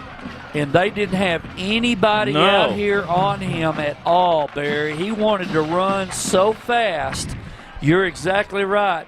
He forgot to see the tuck, put it away, and then run upfield. He'd have had 15 yards maybe down the sideline here. Oh, my goodness. You know his eyes got pretty big around seeing that ball come to him right there. Joseph Chavez has come into the ball game, number 5. Let's see what they plan on doing with him. He's going to block. He's there to block for Smith, who's around the corner. Smith's going to have the first down and a yard more down to the 39-yard line. Now they brought in Chavez to just plow the field, and he did the job and gets 11. Can we see that again, Debbie, right quick? I want to show our fans at home. Watch the alignment by San Angelo. See all the guys inside? All they had to do was pull the H-back and allow Smith to get on outside, and they blocked it very well and got the corner sealed for another Bronco first down. Thank you, Debbie. Well, the drive continues. That's good blocking, good execution right there by the Bronco offense. Thought he got the 39. They mark him at the 40. Going to keep it again. He's a big one. You know, Smith goes 195 pounds. He and Maverick are about the same size.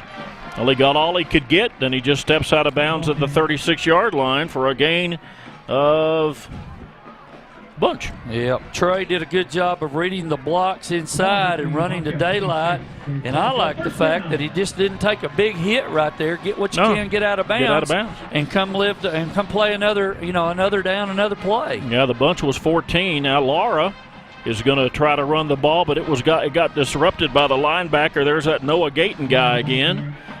Gayton got in there, number 15, and disrupted everything. Senior middle linebacker for the Bobcats.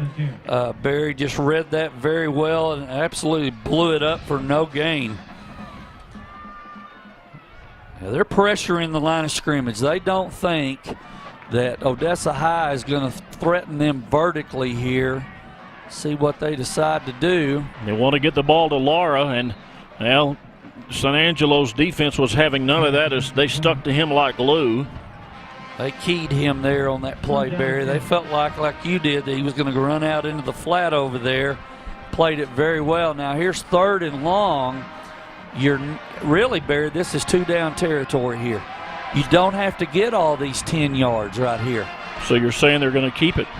Well, I think try to go for it on 4th down. I think so. It's a long field goal. It'd be almost 44 yards if you kick it from here. Yeah, they're 6 of 12 on 4th downs, but let's worry about 3rd down right now. So Laura's going to get the ball and just completely again disrupted as they brought everybody and not enough guys to block. DeMarcus Cobb came in from safety. They were completely discounting the pass, sold out for the run, and bet right on that one.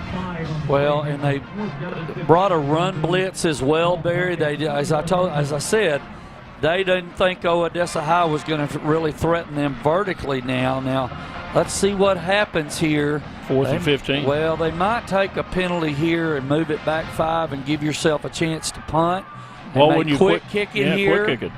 They might quick kick it here. Play clock's at 5. Got to be careful. 3, 2. Oh, no, he's going to go for it. Yep. I tell you, we're just not hanging on to the ball, guys. Yeah, not executing the pass play at all on a couple of big key passes here, Barry. Got to secure the catch and then run before you have it. That's a turnover on downs, and now you've really got to bear down if you're the Bronco defense. They've scored the last 2 times they've had it, the 2 possessions here on the 3rd quarter. You've got to bear down here and don't give up a big play. No, except for that kneel down at the end of the first half. They scored on 3 consecutive, with that starting with a 71-yard backbreaker. Now McIver's going to wing it out to the left. That's going to be the guy I keep mentioning, Scott, but a very good job of tackling by the Broncos holds him to a minimum gain of maybe just 1, if any. That is Seth Marsh out playing corner right there, the senior defensive back for the Broncos, making the play for absolutely nothing. Good job by Seth there. Yeah, 1-on-1, literally. So now they're going to have Barron run the ball, and, oh, man, they had him in the backfield, and then he just ran and rumbled through everybody down inside the Bronco side of the 50 to the 47-yard line. I mean, he ran through everybody, Kyle, and they couldn't stop him. Well, and what they did, Barry, with the 3 wideouts here, they faked the bubble, which Odessa High only had 5 or 6 in the box, and they broke the play and really executed it well. 32 yards worth of well. So now from the 47-yard line, I think somebody drop-kicked the ball there. Well, they just moved it. Yeah, you're exactly right. But they've got 1st and 10 at the Bronco 47. Good execution by the Bobcats there. They've turned it up a notch offensively here in the second half. Yeah, the Broncos have got to find a way to get them to stop. Scott had a 19-yard touchdown run last week. They pitch it to him here. They're going to run him out of bounds at the 30, but it's going to be a gain of 17. I say last week, it was 2 weeks ago. They were off last week. That was the Bobcats' longest touchdown run of the season at 19-yarder against Colleen Shoemaker. See the only goes for 17 here. And there's the reverse, and they just blocked it well and got upfield for another 1st down. Here's the bubble. Oh, it may be on the ground. Oh, I don't know if that's going to be an incomplete pass or a lateral. Let's see what they call here. Well, they tried to get the ball to Lupton. They are going to call that a lateral, Barry, which is a fumble, and it went out of bounds. So they're going to lose about 3 yards on that play. That could have been a big turnover for the Bronco defense again. So back to the 33-yard line they go, and it's going to be 2nd down and 13. And he's got 3 receivers to his left. He's got 1 to the right. He's looking left. Has a man wide open, and he hits him. Just as he hits him, he climbs the ladder, Jesse Scott, down to the 19-yard line, and they're going to move the chains one more time. And that's a deep in route by Scott there up at the top of the screen. Good protection with the 3-man rush, and McIver delivered the ball perfectly for another Bobcat 1st down. This Bobcat offense is averaging over 503 yards a game and averaging 46.5 points, and you can see why. Because when they get really rolling and rollicking and rolling, boy, I tell you, they are hard to stop. Yeah, we have a timeout by San Angelo. They didn't like what they saw, and they were running out of time on the play clock. We'll take the break with them. 24-20 Bobcats late in the third.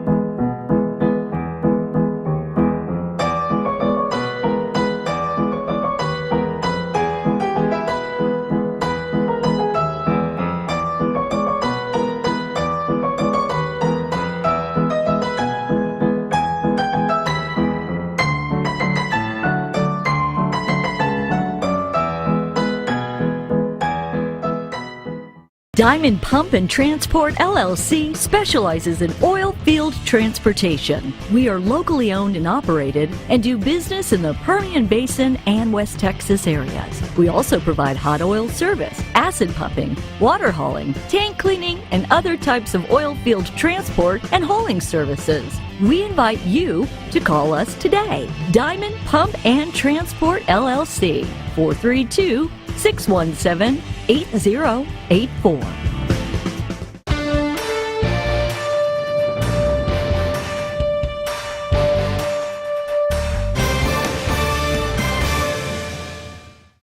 Texas Burger, serving great hamburgers and more for 50 years.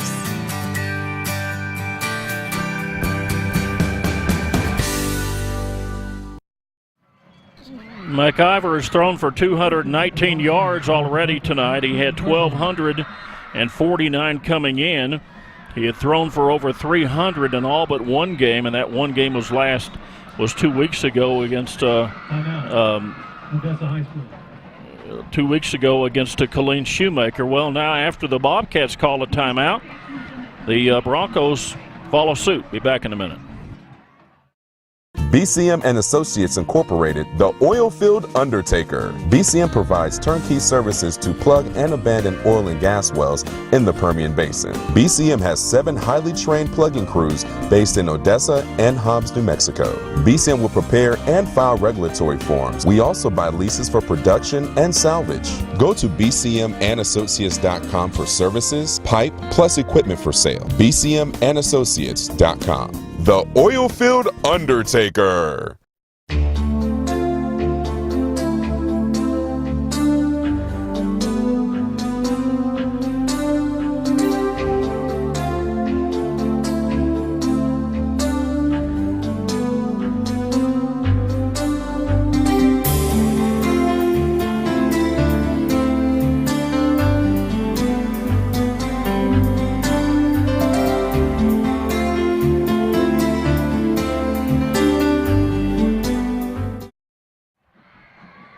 It's going to be 1st and 10 from the 19-yard line. We're down to 1 minute and 14 seconds to play in the third quarter. The Bobcats with a 24-20 lead. Transglobal Productions Dr. Pepper Game of the Week here at Ratliff Stadium. And it looks like they're going to hit for another touchdown, as this time it's going to be Jackson Timmy. His second touchdown reception of the season. And the Bobcats once again are into the end zone. Well, Barry, this is a seam route by the slot receiver down here. He just kind of went about 5 yards, kind of faked like he was going to do a stop route, and then just kept going right up the seam, and McIver hit him perfectly in stride for the Angelo touchdown. Well, when this offense gets a cranking, they are difficult to deal with. Gage Smith on for the extra point. And Gage Smith puts up the 31st point of the night. Bobcats 31, Broncos 20, and we'll be back in a moment. Paul Evans' huge selection of in-stock hardwood, vinyl, tile, and carpeting lets the Paul Evans customer fall in love with their actual floors instead of having to choose off of a tiny sample. Here at Paul Evans Flooring, we love big rolls of carpet, big pallets of flooring, and of course, big savings for you. From budget to unbelievable, Paul Evans has the perfect floors for your home.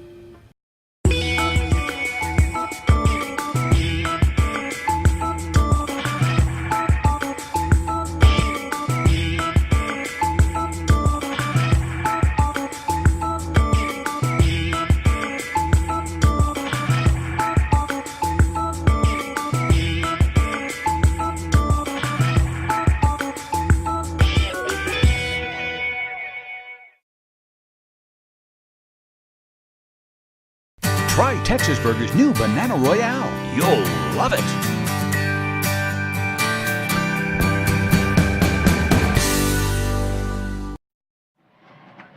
San Angelo has scored 28 unanswered points since the one they scored right before the half, and then 3 straight here. They've, as you said, turned that offense on, and now the Broncos have to make something happen. We're going to get good field position here. He's up to the 35, the 40, the 43-yard line. Hope he didn't fumble there. I think he's going to be down. Watch the replay here. You can see this is Charles McClure on the return. Good hole, good lane to run through there at the 25. And then I think that might be the kicker there helping to make the stop. But the Broncos have good field position here, Barry, at the 43-yard line, their own 43. And they will start this drive here with 56 seconds left in the third quarter. It's imperative almost now that the Broncos answer here and get some points and get some momentum back in red and white. Well, it was McClure's 65-yard pick six with 1:34 to play in the half. That put the Broncos up 20-3, and since then it's been all Bobcats. They have scored 28 unanswered, and that one's just almost, is it almost picked off or is it picked off? Almost Yep, picked he off. stepped out of bounds. He did not control it in time to bring it in, and Guerrero simply will make it a 2nd and 10 for the Broncos. They tried to run the quick out right there to number 12 for the Broncos. Julian Galindo, and the defender played it very well, as you said, almost had a turnover and some more momentum to the Angry Orange. Caulfield now going to switch sides from right to left. Throw the bubble here. Let's see. There, no. Set it up, and then they're going to let Smith do the little zone read there for a couple yards. I thought they might throw the bubble down here. Well, he picks up 4, so it's going to be a 3rd and 6.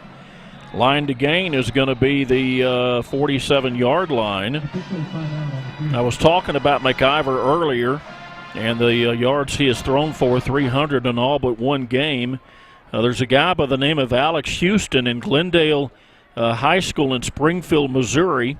A couple of weeks ago, he threw for 824 yards in their 69-58 win. The team they beat gained 705 yards and lost. Isn't that amazing? That's amazing. 800-something yards in one game. Well, apparently we have an injury timeout, so let's take a moment, and we'll be back in just a moment.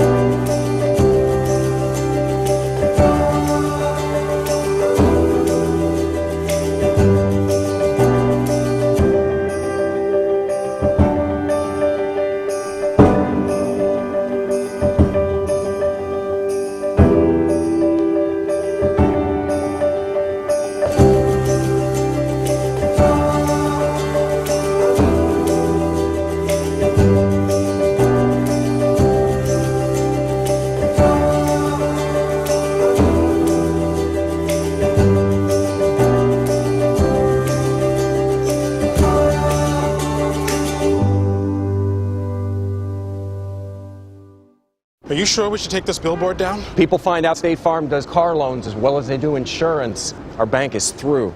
Good point. Grab an edge. Look, there's 2 guys on the State Farm Borrow Better banking sign. No, for real, there's 2 dudes on the State Farm Borrow Better banking sign. Gentlemen, please get down from the State Farm Borrow Better banking sign. Phil, get the hose. Okay, he's getting the hose. All right, let's go. Want to borrow better? contact State Farm agent Mike Podzemny about a car loan that can save you hundreds.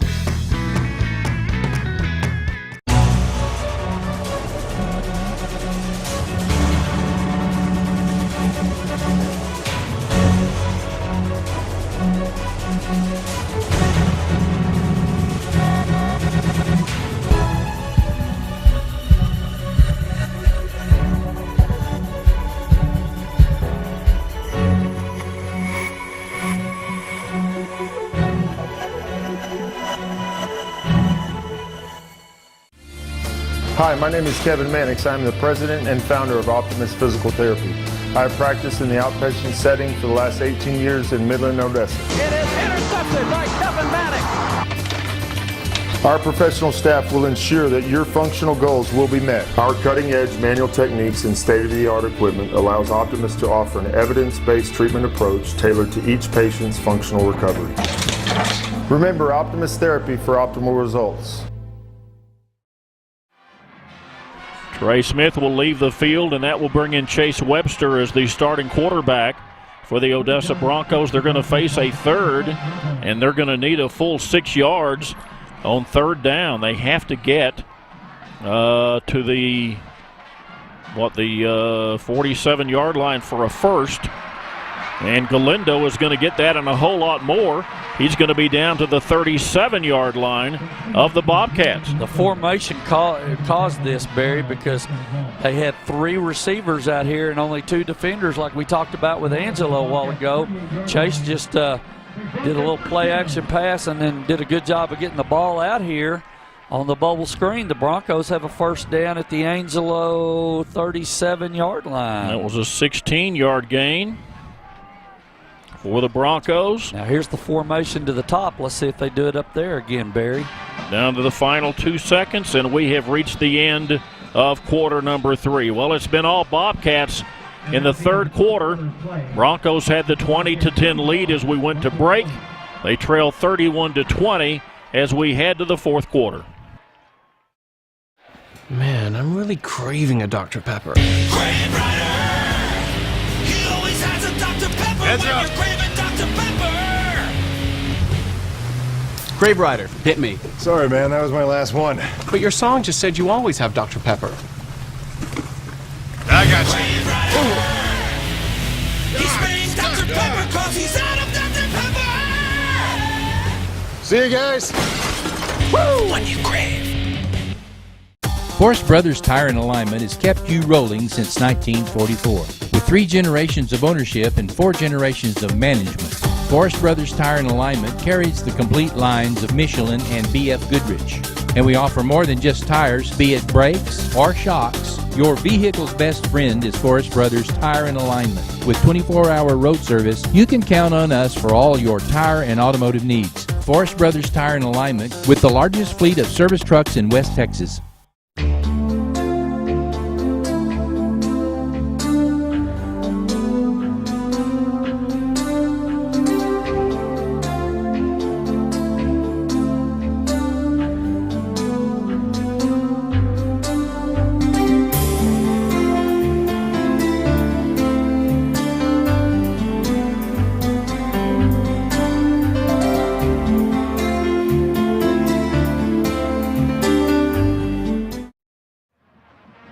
As we begin the fourth quarter of play, it's going to be the Broncos starting from the 37-yard line, 1st and 10 for the red and white. They desperately need to get on the board. Chase Webster's going to throw it a little high, but Zay Brown grabs it. Zay's going to get 8 yards. They got to get rocking and rollicking pretty quickly, don't they? Yeah, they do. And this is the screen to the outside. Did a good job of getting a block by number 89 right there. That's Jacob Munoz making the block.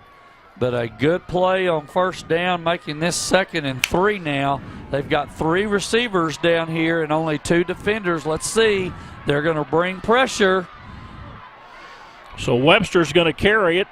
Made his first carry of the season last week against Tascosa. Not going to get anything here as he will be brought down at the 31. And it's going to be a third down and a bunch needed by the Broncos. Well, let's see what they dial up. They didn't get anything there. Chase read it pretty good and got upfield, but they had great pursuit and coverage coming from the backside to make that happen. Let's see what they get here with 13 seconds left on the play clock. Angelo gonna have nobody in the middle of the field. Need to get to the 28-yard line, and Lara's going to be completely bottled up and taken down at the line of scrimmage, and it's going to bring up a fourth down, and they're going to have to go for it. Well, they just brought pressure from the inside, and they didn't have anything there at all. Odessa High going to go for it.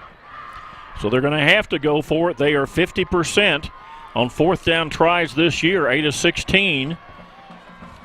If I remember correctly. No, they're 6 of 12. So they have to get, and I do literally mean they have to get, what, 3.5, 4 yards? Yeah, right at almost 4 yards, and they're bringing pressure up the middle. And Chase fumbled the ball. I think San Angelo does have the football. Well, it would have gone over to them on downs anyway. So it's going to be a move back, a push back to the 43-yard line. And so not only did the ball go over on downs, but it also is a lost fumble. Watch the middle linebacker blitz coming right up the middle, forced him outside, had another, looks like a safety or corner coming off the slot on the blitz here. Chase had nowhere to go. That's not his fault. And did get tackled and did give up the ball, but like Barry said, it would have been a turnover. Now the Bronco defense has got to make a turnover happen. Yeah, now they need to do a McClure again to get a pick six or something. It's going to be Maverick McIver. On the first run, he's going to get about 5 before finally being forced out. Good job defensively to get him out of the way. Ochoa holds him to a 5-yard gain.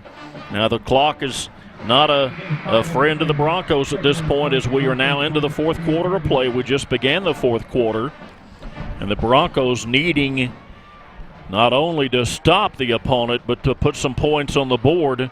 They're 11 down with only a quarter to play, a little less than a quarter to play, in this the second district ball game of the season. With Lee playing Tascosa and Midland playing Wolford Friendship, there is a lot of juggling that's going to happen after tonight. Well, they pitch it back to Jesse Scott, and Jesse gets a mouthful of red and white. Watch him come on the reverse there. Odessa High had a blitz coming from the top of the screen and ran right into it.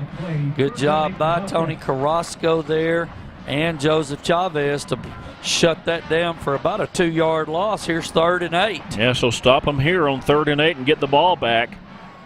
He doesn't really care who he throws the ball to. He's an equal opportunist when it comes to throwing the ball. Throws it down the field, has a man open, and he's got him open. There he goes. And they're going to be hard to catch up with Jesse Scott, averaging 20.1 per catch coming in. 21 catches, 423 yards, and 6 scores. And boy, he is fleet of foot. And he took a shot over there on the side there. Let's see. We're going to take an injury timeout here on the field. Wake up to eggs cooked to perfection, savory bacon, sausage and chorizo, and hot, fresh flour tortillas. Drive through for breakfast at Rosa's Cafe. Rosa's combines all your favorites into tasty breakfast tacos and serves them hot and fresh to get your day started right. Or try Rosa's Migas plate with beans and potatoes. Feeding a group? Rosa's breakfast taco platter is the perfect fit. So rise and shine. Life and breakfast is better at Rosa's Cafe.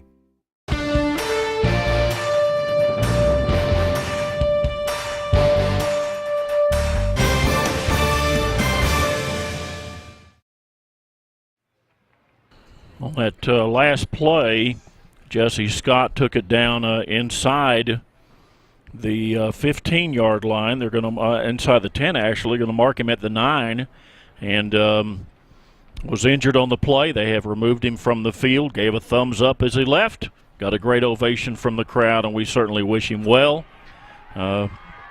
throughout tonight and, of course, for the rest of the season. So the Bobcats, who have scored just at will here in the second half, will have the ball with 1st and 10. As we get back to play, that was a gain of 46 yards McIver in the second half, 9 of 9 for 114 for the game, 284 yards on a 15 of 21 passing performance. Coming into the ball game, he had been over 300, 357 the first week, 318, week 2, 346, third week, 228 fourth week, but had 200 yards rushing in that ball game. What a show of class right there by both teams. As they came to the line of scrimmage, they just gave each other a fist pump right there. Good job of sportsmanship by both the Broncos and the Bobcats there, and now we are first and goal at the 9. Well, this is at 9:32, Barry. Let's see if we can hold them out here. 9:32 is what remains in the third quarter. There's a whistle to stop play, and that's because Coach Davis has called a timeout for his squad from Angelo. So it's 30. Our score is 31 for the Bobcats, 20 for the Broncos. Under 10 minutes to play in the ball game. Stay with us.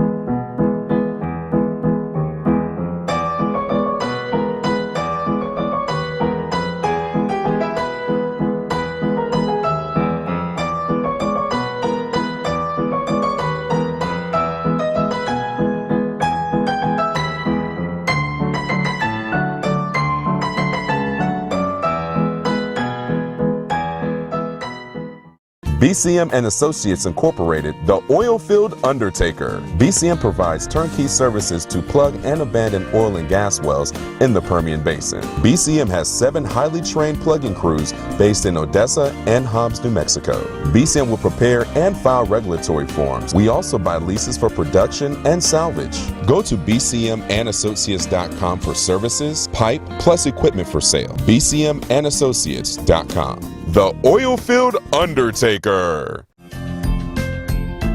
Wood looks are the hottest flooring style going for today's beautiful homes. Paul Evans buys big pallets of gorgeous wood look vinyl plank, porcelain tile, waterproof core, and of course, real wood flooring, and we pass the savings on to you. From our best-selling budget vinyl plank to our unbelievable real wood flooring, Paul Evans has the perfect floors for your home. Texas Burger, deep in the heart of Texans for 50 years.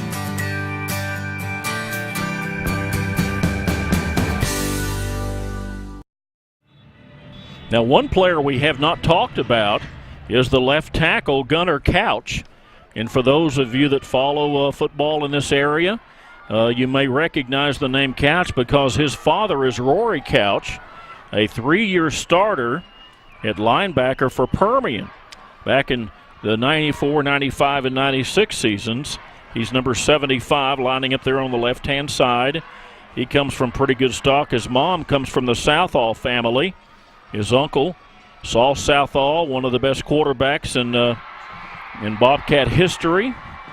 And his grandfather, Cy, is a longtime coach with ASU. Well, Lupton, for the second time tonight, will get himself in the end zone from 9 yards out. He caught the last one from 8. This one goes for 9, and again, it's just awful hard to stop this offense. Well, and when it was the same play they scored on earlier in the game, Barry, where they just brought the slot in motion, and he ran a little flat route, and they cleared with the other 2 receivers. Odessa High did not pick it up, and it was just an easy throw and catch for the Bobcats, as you said. And with an extra point here, now they will be up by 18 points. And the extra point is good. And they are going to stretch the lead out to 38-20. Bobcats on top.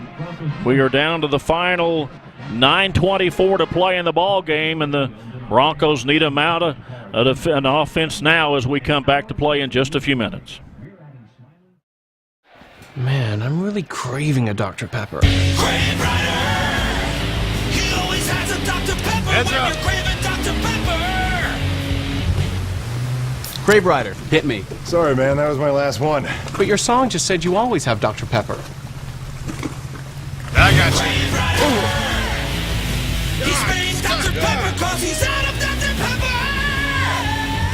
See you guys. Woo! One you crave.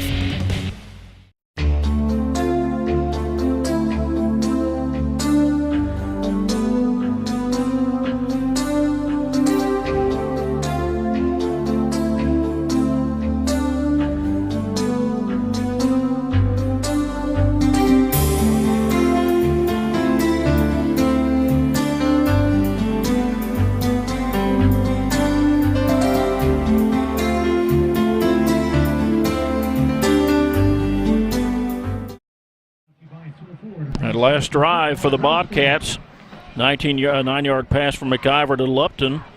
4 plays, 57 seconds, 57 yards.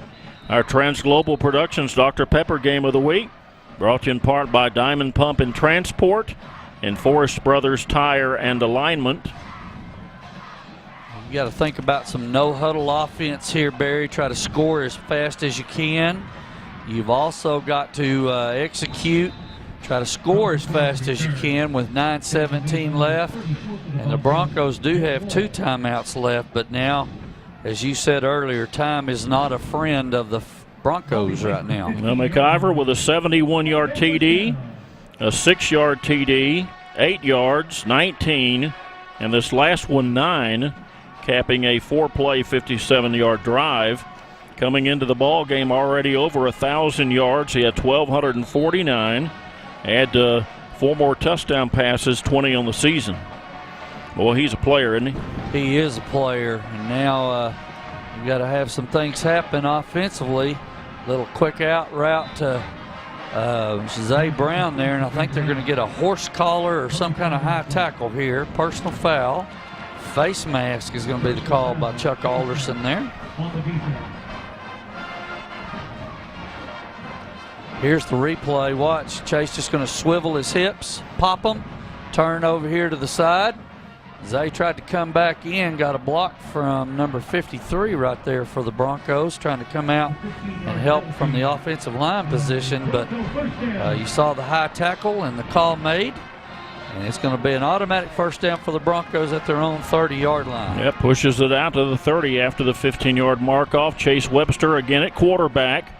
Smith was injured just a moment ago, the last time they had it. They hand the ball off inside this time to St. John McGarity. And McGarity has nowhere to go as they just converged on him. And he loses a couple back to the 28. Now, I saw Trey Smith down here a while ago walking around. They might have taped that ankle up, but yeah, he's sitting there. They're taping on him on the bench right now. Right, again. So they probably were testing it out and decided to retape. So now it's going to be 2nd and 12. Caulfield up at the top of the screen. Munoz there in the slot to the left. Galindo's going to come in motion. They're going to hand the ball off instead. And boy, he's going to ramble on down to the 38-yard line. Will go McGarity for a gain of about 10. Good run by St. John right there. Good blocking up front. Makes this 3rd and short now. This is what you want to have after being 2nd and 10. Good job by the Bronco offense there. Well, St. John's a load, isn't he? He's big. He's got some pretty good sized thighs on him there, Barry. They've got to get a play called in here now with 14 on the play clock. Little confusion on what they want to do off formation. Okay, they're gonna run a wildcat here. Yep. With McGarity with a direct snap. McGarity up. It's going to cost them 2, so now they're going to have to get 7 on 3rd down. Well, they need to be a little bit quicker. Well, and the right tackle, Luis Nunez, moved from his from that position. Just a little miscommunication, not quite good execution there, obviously, from the Broncos. And now here's 3rd and 7. This is a big play. Now they bring in Webster one more time, so they shift out of that wildcat setup. And Webster's going to have to throw it. Boy, they just basically have sent the house at him. Throws the ball out, and Galindo's going to be about a half a yard short. He turned up, and just as he turned up, Gage Smith kept him away from the first down marker, and he's going to be maybe a full yard away from what they need. And are you going to go for it here on your 39? Well, I think you almost have to. They're not bringing the punt team in. Little half roll you can see on our Trans Global Productions ends a replay there. Good throw by Webster and a good tackle, as you said, by Smith to keep him out of bounds. Okay, now they're going to do the Wildcat. So now see if they lead him up inside here. Watch them bring the blitz. See them move. And we moved again after they shifted up front. See if Coach Servance is going to go here at 3rd and 6 now. Excuse me, 4th and 6. They're going to bring Webster back into the game. Little lack of focus and discipline by the Broncos there. They had a 3rd and short. So Angelo moved up front, switched their line over, and that caused one of our guys to move. And they're still going to go at 4th and 6, as you can see. Have to get to the 40-yard line for a first, and he absolutely has nowhere to go. Well, they just blitzed, Barry. They had more people coming than they could block, or that they had to block. And Chase just didn't have any chance there. He didn't have any chance at all. That's good coaching by the Bobcats defensive staff there. Give them credit for bringing pressure, and just didn't pick it up. And now it's a turnover on downs. They've got a short field with 6 minutes left in the ball game. Exactly 6. Starting now from the Bronco 23. Broncos will be off next week as they go to their bye week. We will be at Grande Communication Stadium in Midland to cover the Midland Bulldog Permian game, and then the UTPB game on Saturday night. We still have McIver at quarterback, and we still have the same running back. McIver's going to run the ball, finally tucks it because here comes everybody dressed in red and white, and he thought better of it and just sat down at the 28-yard line for a loss of about 3. They were going to try to throw the quick screen outside, and Odessa High played it perfectly, and McIver did the right thing by just eating the ball there and not trying to force something. Smart play, loses 4. So it's going to be 2nd and 14 for the Bobcat offense, and there at running back is Bobby Pena. Coming into the ball game, Pena had only 18 yards, but he did score a couple of weeks ago, 3 weeks ago actually. So looking down the field, he's got a man wide open, tried to get the ball to Teeter, and good defense by the Bronco defense. It falls incomplete. His back there to guard him was somebody. Was that Chavez back there? Well, they've got a penalty here, Barry. I think this is going to be interference. Back judge way back behind, deep in the play, threw the flag. Let's see. Yep, going to call interference. It was Ochoa, not Chavez. So it is going to be interference, which will come along with a first down after the mark off. Down to the 13-yard line. Right. See if they run the ball here, Barry. See if they run the ball here and try to get their back maybe out to the top of the screen or top of the field, far side of the field. Nope, going to play action and throw the quick hitch to the slot guy. Yeah, he doesn't catch many passes, but he's down to the 4-yard line. In fact, that's Vincent's first catch of the season, J.B. Vincent. See if they run the H into the flat over there, Barry, to the far side. Nope, they're going to run the ball up the middle and get nothing. Absolutely nothing. Good play by the interior of that Bronco defense led by Bryson Smith, number 35 there. So who you thinking about for defensive player of the game? You got some ideas? I do have some ideas as they run McIver around the end there. He got stopped short. We're going to have a holding call. Yeah, there's going to be a late flag that may be a hold. So what are you thinking about defensively? Well, I think defensively my MVP tonight is going to be number 20, Charles McClure. And I'm doing that because he did have the interception for the touchdown. He's had a long kickoff return for the Broncos tonight. He's been very active in the secondary for the Broncos. My defensive MVP tonight is Charles McClure, number 20. That's a good choice. What are you thinking offensively right now? I have no clue. Put me on the spot, but not yourself, huh? Well, I'm just trying to figure out we're going to mark the ball while I'm begging off for a second.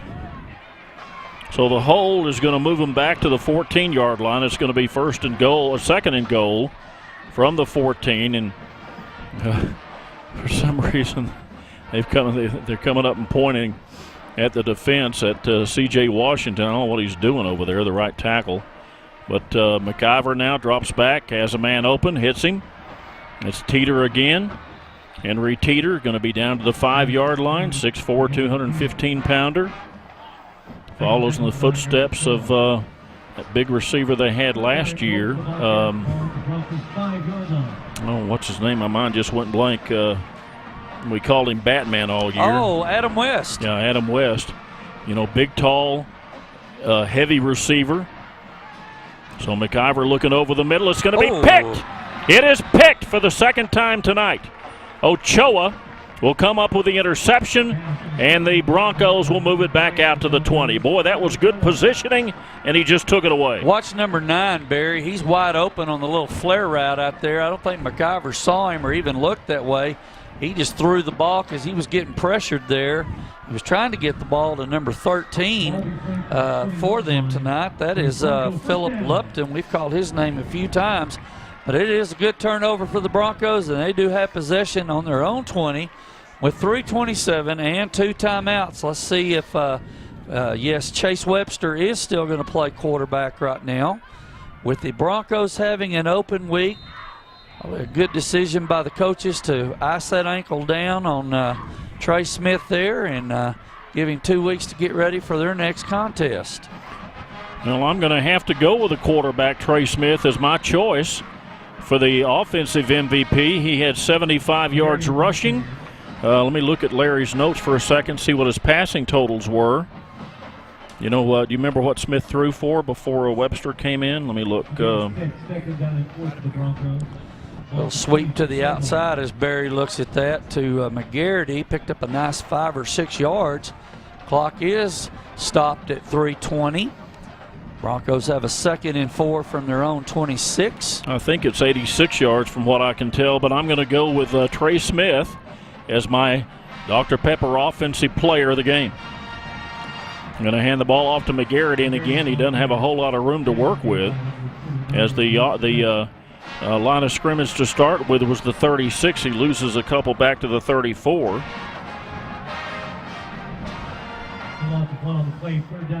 And it's going to bring up 6 yards needed on 3rd down. You watch them pin their ears and come right now, Barry. Have they not been coming? Well, it's really going to happen now at 3rd and 7 or 6, as you said. Can you almost do a quarterback draw? Well, you can, or do something quick. They're actually going to try to quick pitch it, and they just didn't get it blocked at all.